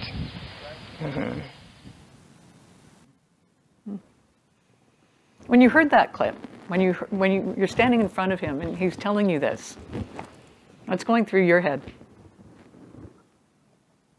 frankly, what was going through my head was that 5 minutes earlier, he told me that he didn't want me to make the story about him. and I'm trying to get this, I'm trying to be respectful of his boundaries and also capture this moment, because like I say, this is really like the soul of what we're doing here. And he summed it up so well. And that's the type of quote that when you get it as a reporter, of course you're like, yes, this is amazing. This is him basically concisely saying everything that I've seen of this person as he's showing me the videos of what he's doing, as he's talking about how regretful he is that so many people have to leave, as he's talking about all these things. And I also, of course, wanted to, like I say, be very respectful of the fact that he didn't want to make it about him. He wanted to make it about what the community was doing overall. And so how did you strike that balance between, oh, it's that perfect clip and he doesn't really want to be the story? How did you get to that point where he felt comfortable being a key part of the story? Well, I had spoken with him like from my first visit, quite in depth. He was part of the group that first showed us the estuary, showed us what was going on. And so we just sort of discussed like what it would look like. And based on the fact that he had essentially said to me that he doesn't want to make it all about him, I actually changed my script a little bit. What I did to like honor that, because I felt it was important to honor that personally, was I made sure that I wasn't just going to like do this thing that we might typically do, that I might typically do rather, where I talk to 5 sources, I narrow it down to 2, those are the 2 voices that are there. Instead, you are going to hear from 5 different speakers in my podcast that are going to look at it from all different elements, all different perspectives. So I wanted to definitely include that because it was representative of his role in this story, but without overly fixating on that. Right. Mike, if we could bring our guests from Cameroon and from Ghana back, I think it'd be nice if we could all have a conversation together before we go into the Q&A. And look at the podcast series as a whole. And I'll start with our Carleton students, the interns, and ask you now, as we're in that position where we're going to launch, right? Where this project that you have all been working on for so long finally gets listened to by those people that you were thinking about when you were in the field. And, you know, for you, Martine, as you're packaging, how are you feeling about the fact that Canadians are now finally going to hear these voices of the people that we've just heard from? Alex, why don't we start with you? It's honestly quite amazing, because being in that village, literally thousands of kilometers away, it's just amazing to me that now people can, through my episode, kind of travel there in a way. I mean, they'll probably never get to go because it's a rural village in Uganda. It's, you know, it's not Disneyland. Nobody's putting it on their bucket list. But it's also, it just kind of warms my heart that somebody whose voice probably would never be heard by anyone, even in his own country, is now going to be listened to, and people not only will listen to him, but think, maybe he's doing something right and I can learn from him. So to me, that's very special. Chris? I would say something very similar, really. There's something very gratifying to know that even just listening to the audio that from Morgana's clip, I thought, wow, like the audio is really good. Like you can hear all the little things going on in the background. You can hear the wind, all of those small things that transport you into those communities can be experienced by other people. And I think that that's obviously an important part of what makes podcasts like these successful. It takes that level of audio engineering and storytelling in order to make it compelling enough for people here. Well, and you raise an interesting point. How do you, the local broadcasters that Isaac was working with, know their audiences intimately? Your audience is a little more amorphous.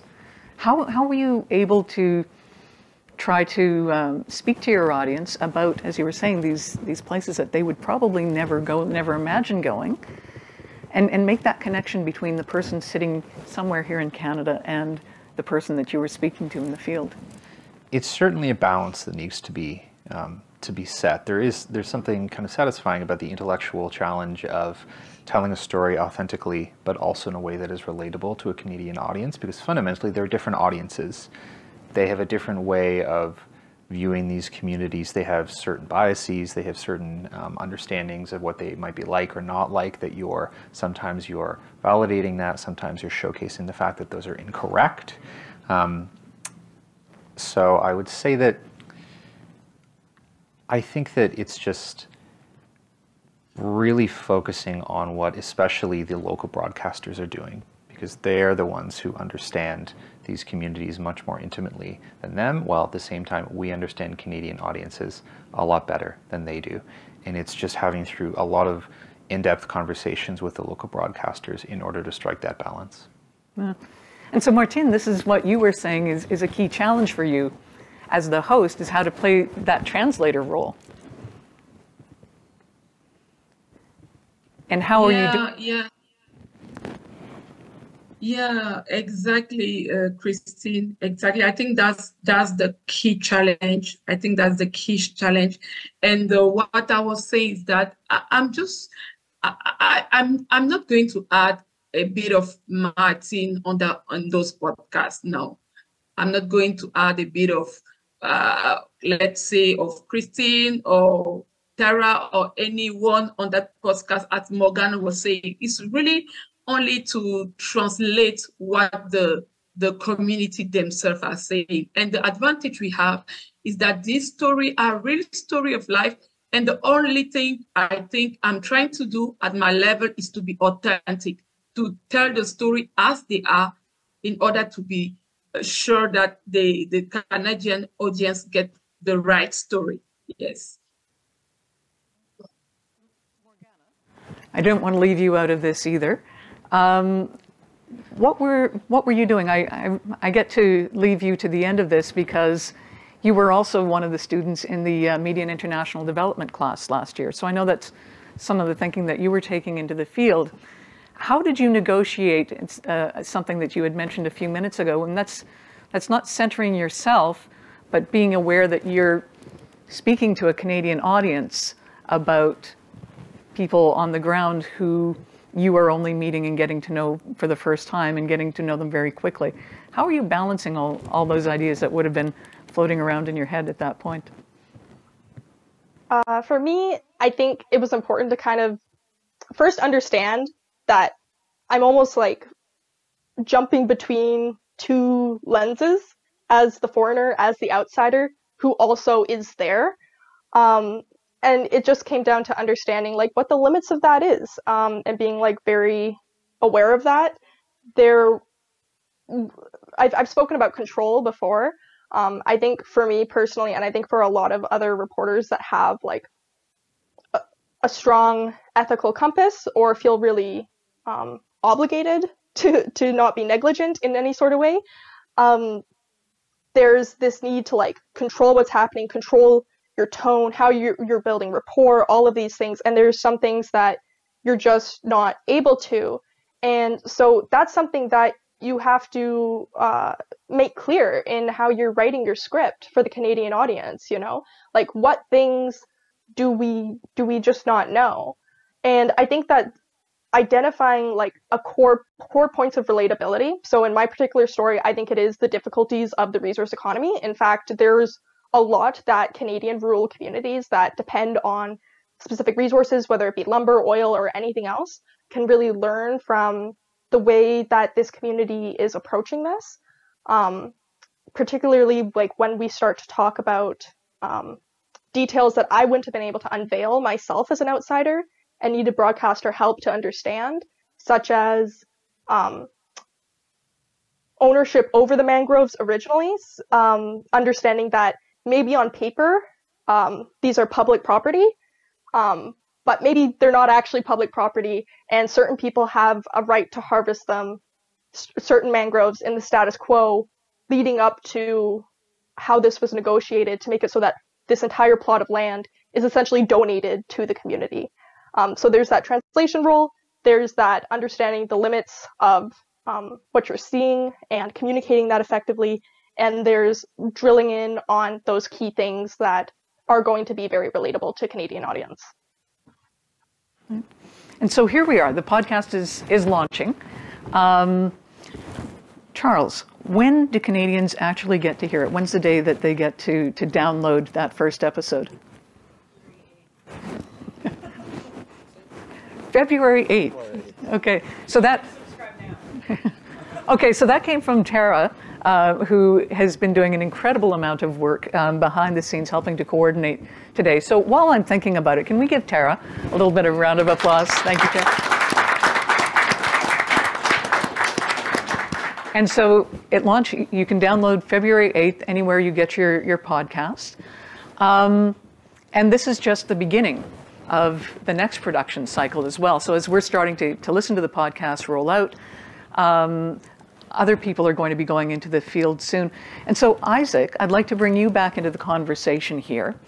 And can you explain how you're getting ready to tee up for the next round of documentaries and the next round of podcast episodes based on what you've learned from last year's experience?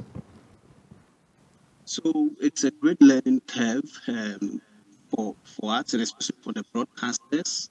And so what is going to happen is we will be engaged in another on-air dialogues to get more feedback from the communities, to learn more, to gauge their emotions, their ideas.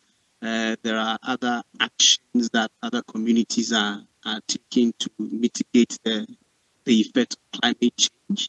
So if we told or showed a solution in the first series, this time around it is an opportunity for us to show another action that other communities are also engaged in, and then it goes on in the third series. So for me, that is where the focus is going to be, is to look at new things. And when the broadcasters went around in gathering stories, in crafting their focus statement, looking for scenes, sounds, and all of that, there were other actions that they noticed, they identified. And I think that now is the time for them to focus on such actions and then show us what these communities are doing in the next round of the documentaries. Right. Okay. I think this is a good place for us to open up the floor here in the room, as also to folks who are joining us remotely. There is a way for you to use Slido to pose your question, and I do have an iPad in front of me that I will be relying on for that. And Allan, who is being very kind and has the microphone, if I could ask one of my broadcast students to perhaps relieve Allan of those responsibilities, that would be appreciated. Maybe Jack, I can put you on the spot. Excellent, thank you. And so Jack will stand by with the microphone. Thank you for volunteering, Allan. And so does anybody in the room have a question that you would like to answer? Hi, my name... Is it working? Yeah. It's good? All right.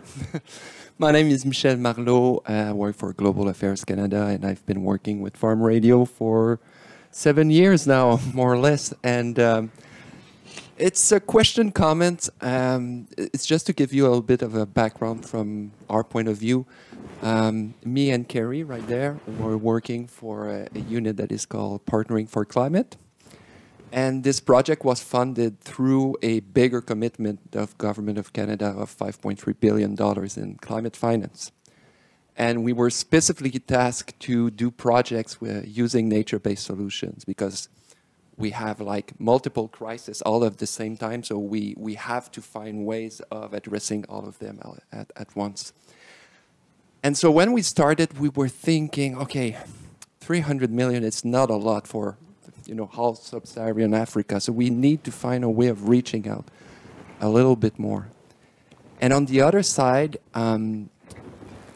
we are, at least I think Kerry would agree, that international development is not only like something Canada is putting money in a closed system and that's it. It's something that is a relationship between Canada and the rest of the world. We learn, we are developing ourselves new strategies, new economy and stuff like that. And I wanted to find a way of, you know, talking with Canadians and give them something positive for once coming from Africa. Not only the big news of, you know, there is a crisis or there is a coup or something like that, but actually it's more than this. It's solutions, it's people believing in their project, it's communities getting together. And I must say, I got very emotional when you started the podcast because it's, you were straight on what we were thinking, what we wanted to do, and I had no idea if it would work. I know I was pushing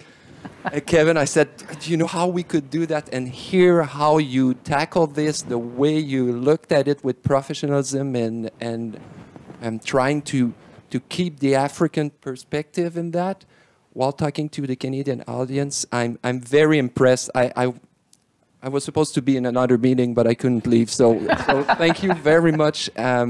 Very, very good work. And now it's just a matter of sharing this as largely as possible. So thanks a lot.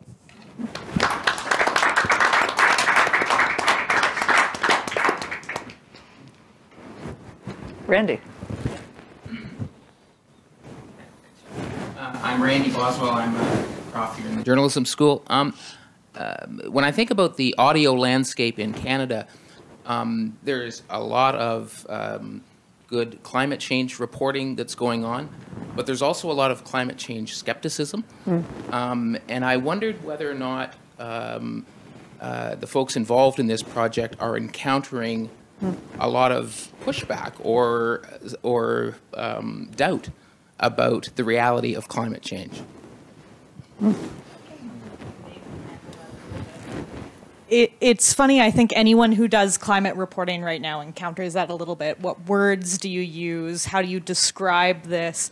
You know, we've called the podcast Nature Answers, Rural Stories from a Changing Planet, kind of for that reason entirely, that when you encounter climate change, people are automatically, like, they turn their ears off. They don't want to hear about it anymore. We've heard about it. We're tired of hearing about it. It sucks, we know.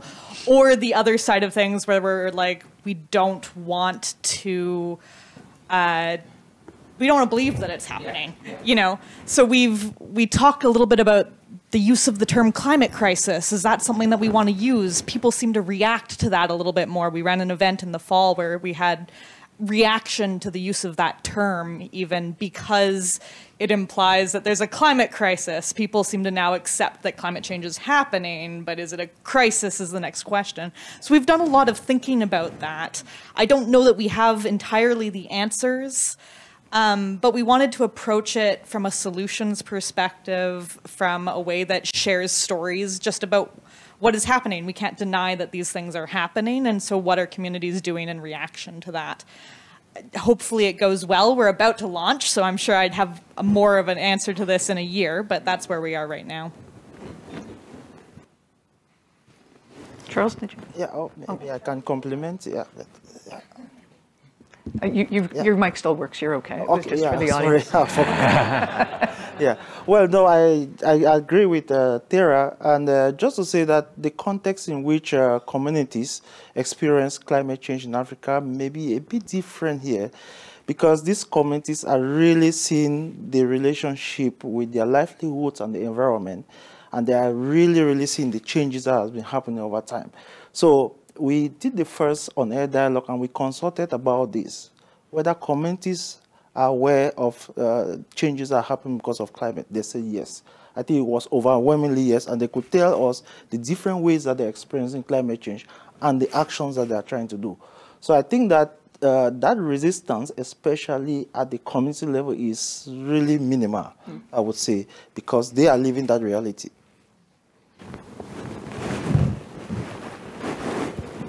My name is Mackenzie. I am a student in Professor Crowther's journalism class, but I'm an international policy student. And I'm wondering if you could tell us a little bit about the differing perspectives in Burkina Faso and Mali, specifically as post-coup states. and what role this has played in the local farmers' everyday lives and the approach to climate change. Do you want to tackle that one, Charles? Yeah. Well, Mali is really not like one of the focus countries. Yeah. But Burkina Faso, of course, is. And generally, I would say, well, there are more of the Sahel kind of countries. Most of Burkina Faso is part of the Sahel. If you compare it with countries around the east, like East Africa, like Uganda, Zambia, I think climate change is manifesting in different ways. We have droughts and all of that. But I would say that we took a lot of time recently to review a lot of studies that we have done in this area.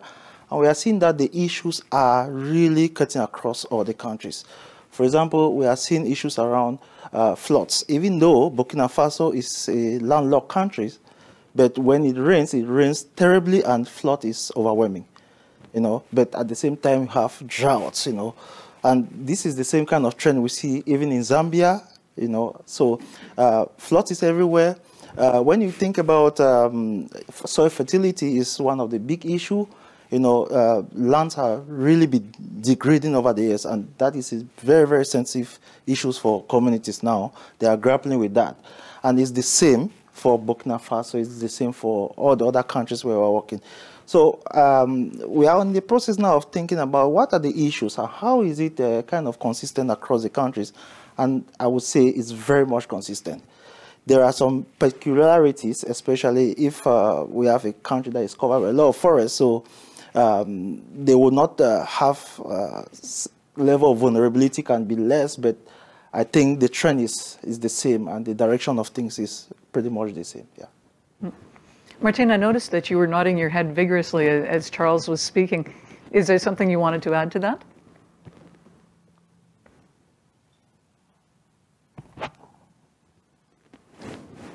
No, you're good? Okay. Do we have another question from in the room? Yes. Thank you. Carrie Max, also Global Affairs Canada.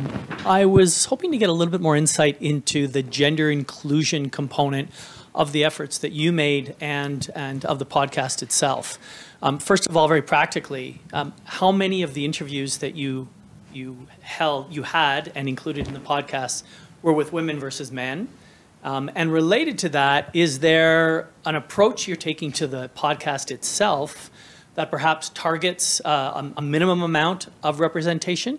And then a third associated, if I could, in any of the conversations you did have with women, was there anything particular that struck you that really spoke to you about the difference between men and women in terms of the challenges they faced or the opportunities that they saw? Thanks. I could speak to that. I could start with that. That element of ensuring that women were adequately represented was something that was discussed before we even left. It was a foundational part of the approach. When it comes to my own interviews, I think it was at least 50-50. The episode that I did in Gagbiri, I think I interviewed 4 people, and there was 1 man and 3 women. I will say that the man that we interviewed was essentially the leader of the community, whereas the women that we interviewed were farmers. When it comes to the way that women were impacted differently, the farmers in the particular community that I was in, Gagbiri, the women farmed different crops than men did. That was just a part of the culture of the area. And as a consequence of the mango trees, I would say that women were disproportionately impacted positively from the fact that they had these expanded economic opportunities. This is sort of a new element to the community. Having mango trees just it wasn't something that they had grappled with before. And so that left an opening for women to be better affected. But yes, absolutely, that was, I think we heard gender-based inclusion from our orientation from the beginning. Alex? Yeah, so my episode, I didn't speak with any women. So I want to highlight my fellow intern who's not here, Liam's episode. He got to speak with a woman who had, for context, his episode was about a community in northern Uganda who had created their own fish farm. And one of the participants in that, her name was Betty, and she was able to open her own restaurant because of the profits that they made from this fish farm. And she spoke quite a bit about the impact that the farm had had on rates of domestic violence, which I heard a little bit in my community, although Vincent, who I interviewed, was a bit hesitant to talk about that, obviously. As you know, it's not a very fun topic to talk to, especially like with a stranger.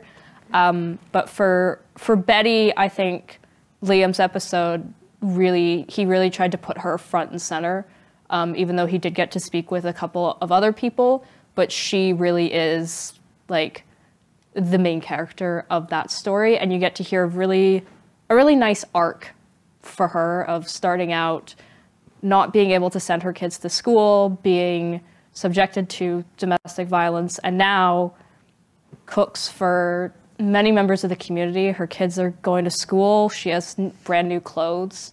So yeah, I can't speak to that, so I'll speak for Liam. Thanks, Alex. Morgana?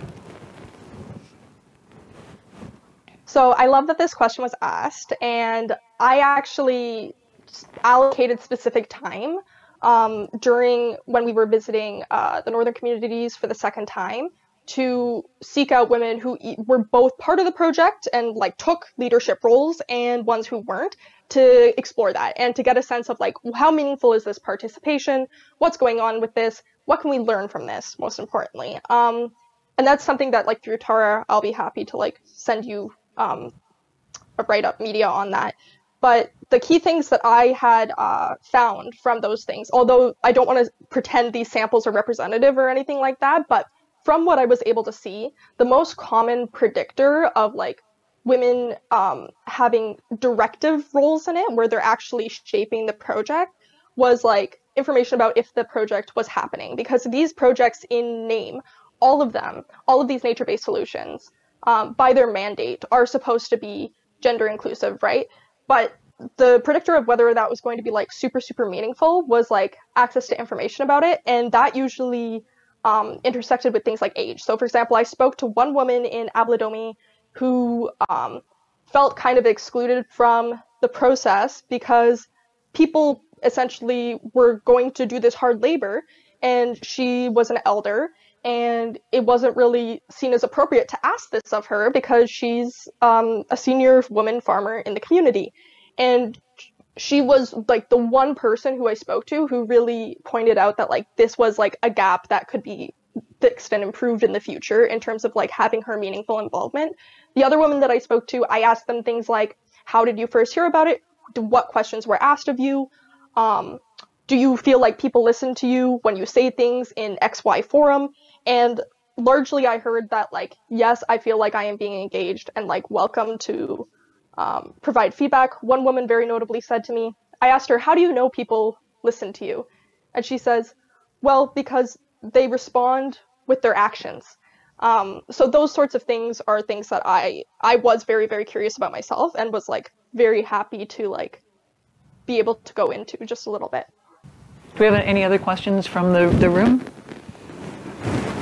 Absolutely, John. I was just wondering, it sounds like all three of you told some pretty positive stories, like glimmers of hope almost, which maybe you don't see that much in climate stories. At the same time, you know, we all see the tide. We know the way things can be going. We also know that emissions are coming mostly from the global north, even if they're affecting more the global south. How did you kind of reconcile like the hope and the optimism of these stories with the trends that we're seeing every year? Good question. Who wants to tackle that one first? You know what? Why don't we ask Isaac to weigh in on this, because Isaac, you're really on the ground and a fundamental part of identifying the stories. So I think that what communities are going through is is real. And in what the clip we even just played as part of what I submitted, and it's here we have the chief of the community, who is the one telling the whole world clearly that this is what we are facing as a community. It used to be a very thick forest. Now it has degraded over years. The little rain that falls, roofs get ripped off, and it's even had a toll on agriculture. And so they really live in it. And therefore, they need to take action, they need solution. And subsequently, in the other documentaries, what they did was to use cashew, to plant cashew in restoring there.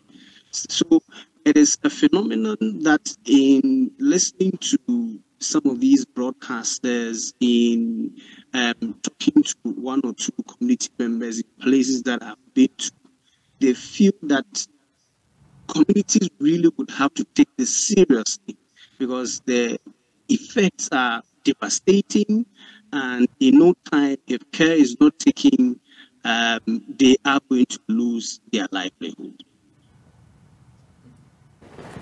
Jack, could we get the mic? Thank you. Thank you, Isaac. Thanks, Isaac. Tara again. From the perspective of the podcast, there's kind of two things to note. One, you've heard Charles say they're nature-based solutions for climate change adaptation. And we use the word adaptation very specifically because most of these communities are not the communities that caused climate change. That's firmly, on the shoulders of the global north for the most part. But they are the communities that are kind of most vulnerable in many circumstances to that climate change and are being forced to adapt. So that's the first element, is we really wanted to focus on that. These are adaptations, stories of adaptation, and they have to happen. All of us have to kind of acknowledge that. And secondly is we took a lens of solutions journalism as opposed to kind of the doom and gloom side of things. We hear all the time about, I think I mentioned this before, how terrible climate change is. But, people don't tend to react when we hear over and over and over again about how horrible things are. We tune out after a while because we can't be faced with that tragedy on that scale for that long, right? So instead, if you turn the lens to solutions, to what people are doing, that's something that we can interact with more. That's something that we can take inspiration from more. And hopefully that's something that we can take action because we've heard that it is possible to take action. So those were two elements that we really were thinking about kind of from the beginning. Did you want to weigh in on that? Yeah, no, just to add, well, to be honest, as the project delivery lead for this project, I sometimes really have mixed feelings based on the question that you asked, because while we are asking and supporting communities to adapt, but the mitigation part really has to come up as well, because these communities are victims of what they really did not, significantly cost. And that's why I also have that feeling that we can do even more in terms of advocacy, join different voices that are really advocating for mitigation efforts, especially in the COP meeting. We had the last one in November, December, and I think the decision to really phase out fossil fuel and things like that should be an integral part of what we should be supporting as well. Right, and I guess that's partly where the podcast comes in. Exactly. Yeah. Alex, you wanted to say something? Yeah, I really struggled with that coming back to Canada, actually, not when I was in Uganda. I have a very distinct memory of being in the Toronto airport, and I'd just been on like a 16-hour flight. I'd been away from my home for 2 months, and this girl in front of me was talking about how she was so annoyed because Starbucks had taken away like her favorite drink. And I was just kind of sitting there thinking, oh my gosh, I was somewhere where people, have lost everything but have also rebuilt everything. So I kind of see it as highlighting communities doing something positive and then also sharing that story with other people. So I think the number was what is it, 400,000 people are going to listen to it. I did not think that that was going to be the amount of people. I thought maybe like 10 people would listen to my episode. But like, I know that if my episode can make one person think, you know, maybe I should put that bottle in the recycling instead of throwing it in the garbage, I see that as a win. Yeah, absolutely. Chris, Morgana, did you want to weigh in on that? I can speak a bit too about, there was another episode that I did that focused on a community that banned bushfires. And what I think is compelling about that episode is it's a kind of microcosm of the broader challenge of the climate crisis, which is we actually pretty much know what we need to do. The challenge is convincing people to actually do it. And this particular community decided to ban bushfires because the climate was changing, bushfires were becoming more intense, it was damaging their crops.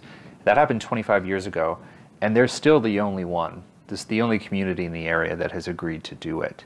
And it was an incredibly fraught and challenging decision. But I thought, well, I think that there's something compelling about people.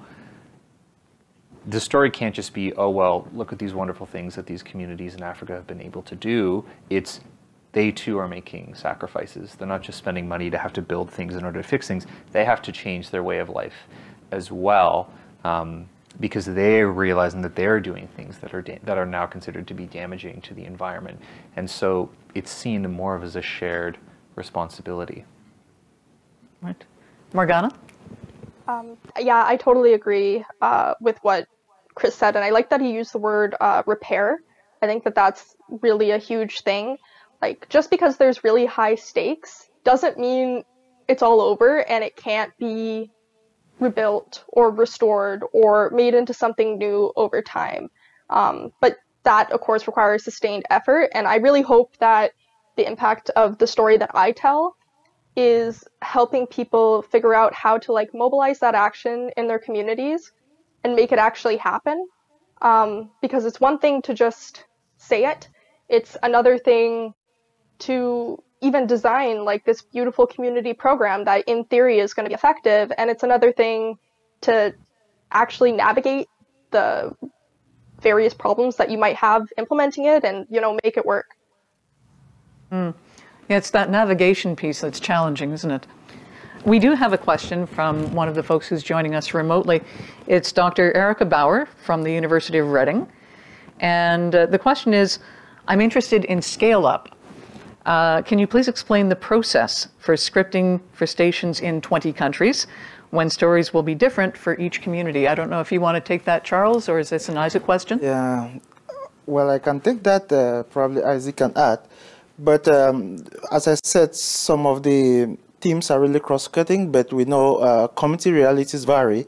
And in this project, we are hoping to work with about 200 stations, and we will do a kind of a design, which is not the same kind of design we do with the high-impact station, really to contextualize those resources to make it more relevant and applicable to the context of the different countries. So that's essentially what we're going to do. It will be a hybrid approach, both online and a few days together with some of those stations to really make sure that these resources and the radio programs that ensue from the resources are really relevant and really based on the context of the different countries and communities here. Isaac, did you want to add to that? Yes, I wanted to add to that. Yes, every community situation is unique.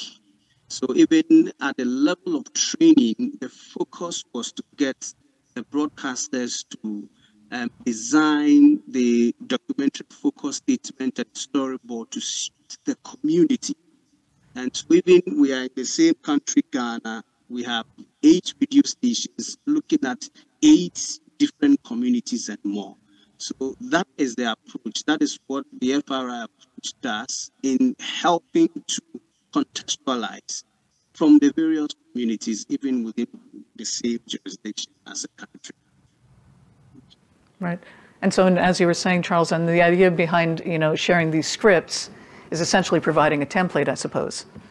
Right.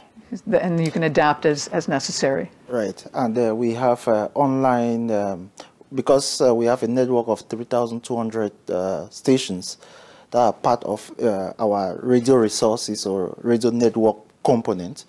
and they have regular training on how we can use different resources and things like that. So it is within the framework of that component that all of this contextualization work would happen. Right. Do we have additional questions in the... Okay. Adrian. Hi, I'm Adrian. I'm also in Professor Crowther's media development class currently. I have a question regarding how you select stories to tell for both the podcast and for reporting purposes, because there are many different kinds of communities in the 20 different countries that you're working in, all with different kinds of problems and all with their own specific nature-based solutions. So what are the challenges in choosing to cover certain stories over other ones? Okay. Well, the first experience that we had, well, the team went to the field. They can talk more about how they determine their stories. But this is something that we have not really established an approach how we would select stories. But I think it's really at the country level to see that we all agree that this is a good story that could, when we talk of scale, some stories may be so micro and unique to a specific ecosystem or area. So those are some of the things we consider, but this is a decision that is mainly reflected on and taken by the country. What works in the country, but I think it's a good question for us to start thinking, how do we select the best stories in a way that is standard, is systematic across all the countries maybe? Isaac, did you want to weigh in on that? Yes, I wanted to add to that. One of the approaches we used was the documentary research. When we went into the communities, it then afforded the production teams and us the opportunity to see the gravity of the challenges in the communities and then the solutions that they want to implement. That way, we're then able to distinguish between which story to push or to tell, and then which one to focus on next. And I think that really gave us a new way to then identify a specific story that the production team worked on in their documentaries. Just for our viewers who are joining us remotely, just want to make sure that you understand that you are more than welcome to send us your questions. And Jamie, I just want to check the QR code should be available to them, I believe. Yep. So you can just use the QR code, and that will take you through to where you can ask your question. I get to ask a question of my own. So when, again, Martine, if we could bring you into the conversation. You're on the ground. You see the way that the journalists are working. You see the way that the farmers are working. Do you think that there is a way for people in rural areas in Uganda or Burkina or Ghana to actually develop a relationship with listeners here in Canada through this kind of a podcast? We've been talking about the aspirational aspect of Nature Answers, which is that there is a global conversation in which it's a sharing, international cooperation at the most grassroots level. How optimistic are you that that's possible?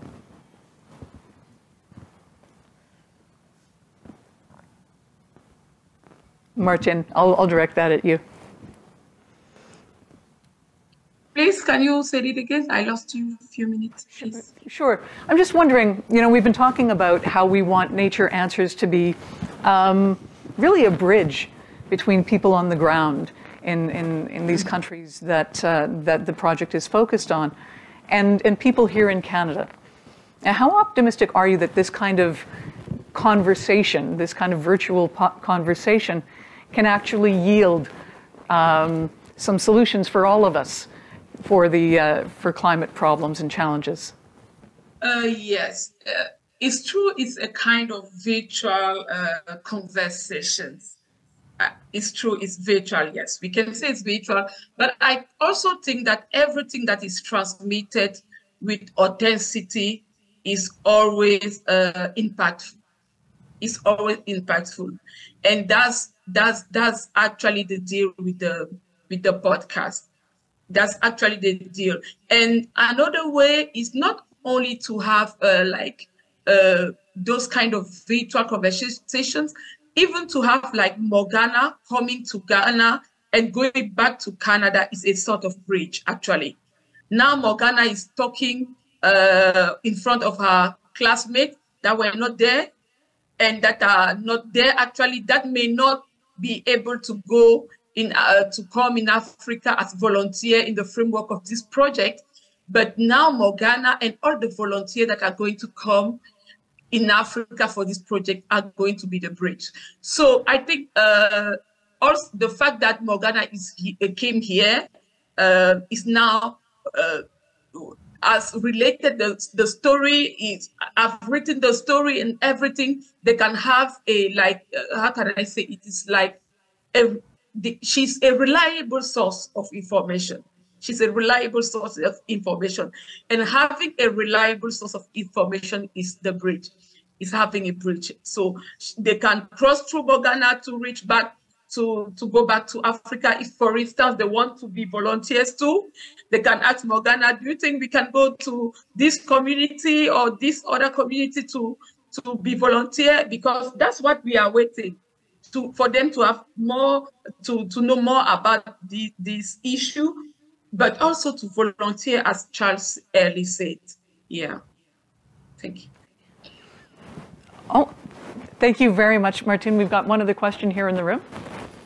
I just wanted to do a quick follow-up on that, because as the bridge and as the authors or journalists behind these podcasts, you now have a product, and it's going to roll out between February 8th and onwards.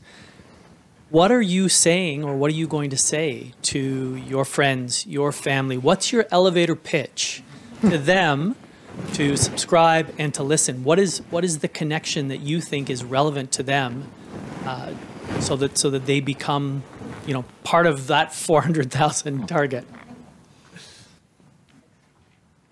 Alex, do you want to start us off? Sure. I mean, for my friends and family, I mean, they know how much of a journey and a challenge it was for me to go.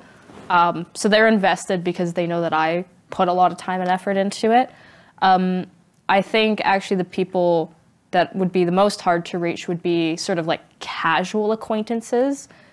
And my elevator pitch would just be, this is a really cool podcast about something I can guarantee you've never heard about before, and it will resonate with you. Because, I mean, like, yes, there are stories about nature-based solutions, but they're really human interest stories.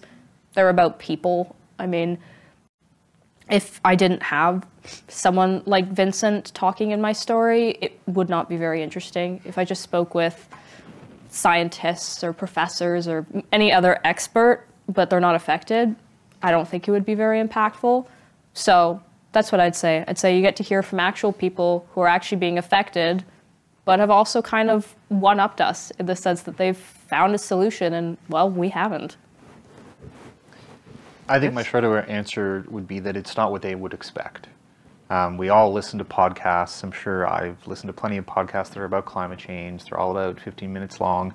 They interview experts, as Alex said, but it's actually pretty rare to listen to a podcast where you hear the voice of people in rural communities, in rural Africa. It takes a very long time to reach those people. It takes a lot of travel and time and effort and preparation, and it's a pretty rare thing in a lot of these podcasts, which are overwhelmingly still very useful, but you hear an expert, very slick and well produced, but this actually has something that you don't hear very often. Thanks, Chris. Morgana? I just say that if you're tired of feeling useless about the climate change problems that we're all facing, listen to this podcast.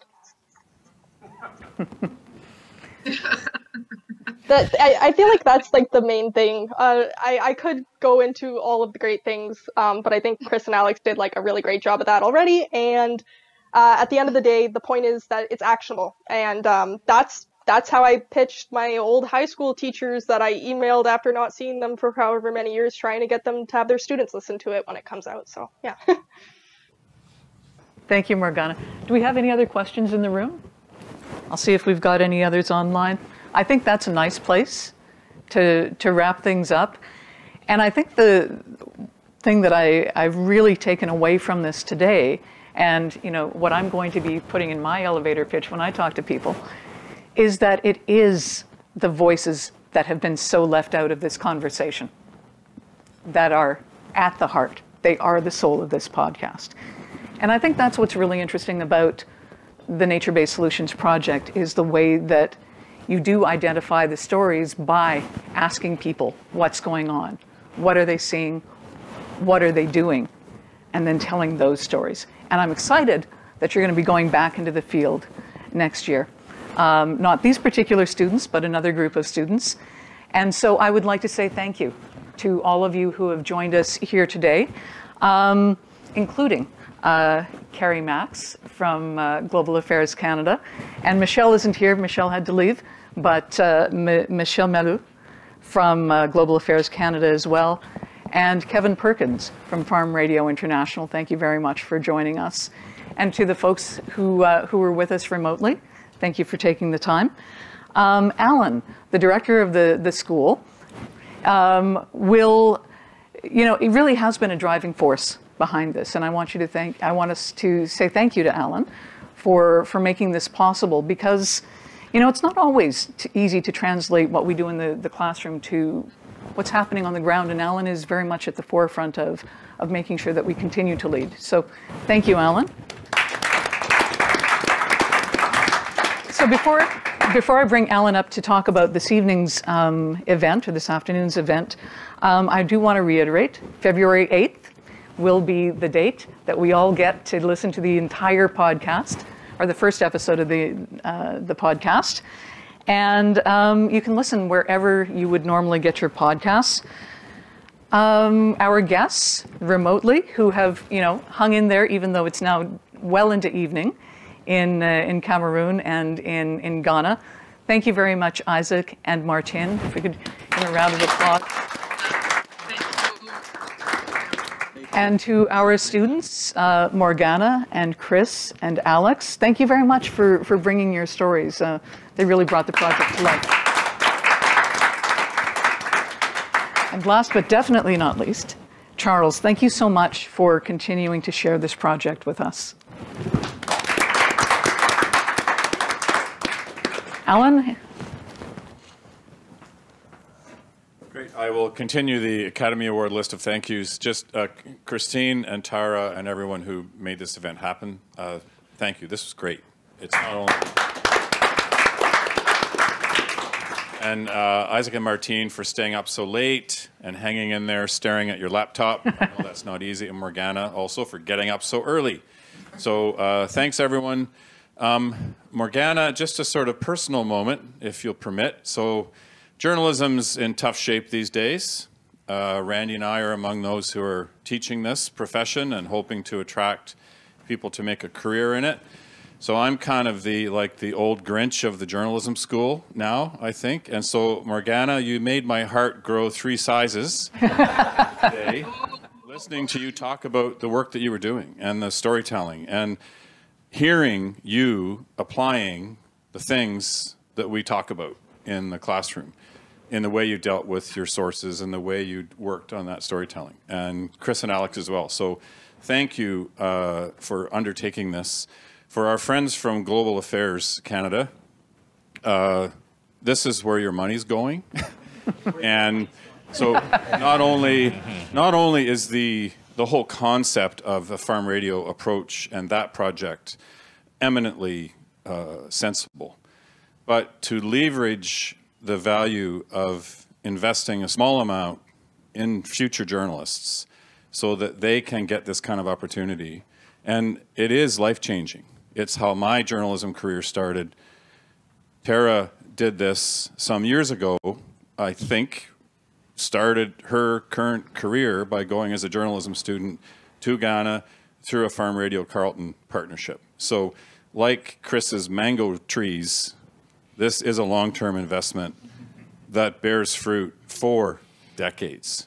It is such good value. So that's one of the things that I draw from this. So thank you, Christine, especially for pulling this together, giving us this chance to hear about what the role that our interns have played in a really, really important project. So Mike and the tech guys, this was seamless, so thank you. That really, really worked well. And could I please encourage everyone, I hate food being wasted. Could everyone please help yourself to a sandwich, stay and chat if you want or before you go, and otherwise I'll be taking it to the briefing that I'm holding at 5:30 for journalism students, BMPD students who are interested in undertaking an internship like this next year. So if you don't know where that is, it's in the Capital Current lab back in Richcraft Hall. So I'll see some of you there at 5:30. Thank you, Allan. Thank you.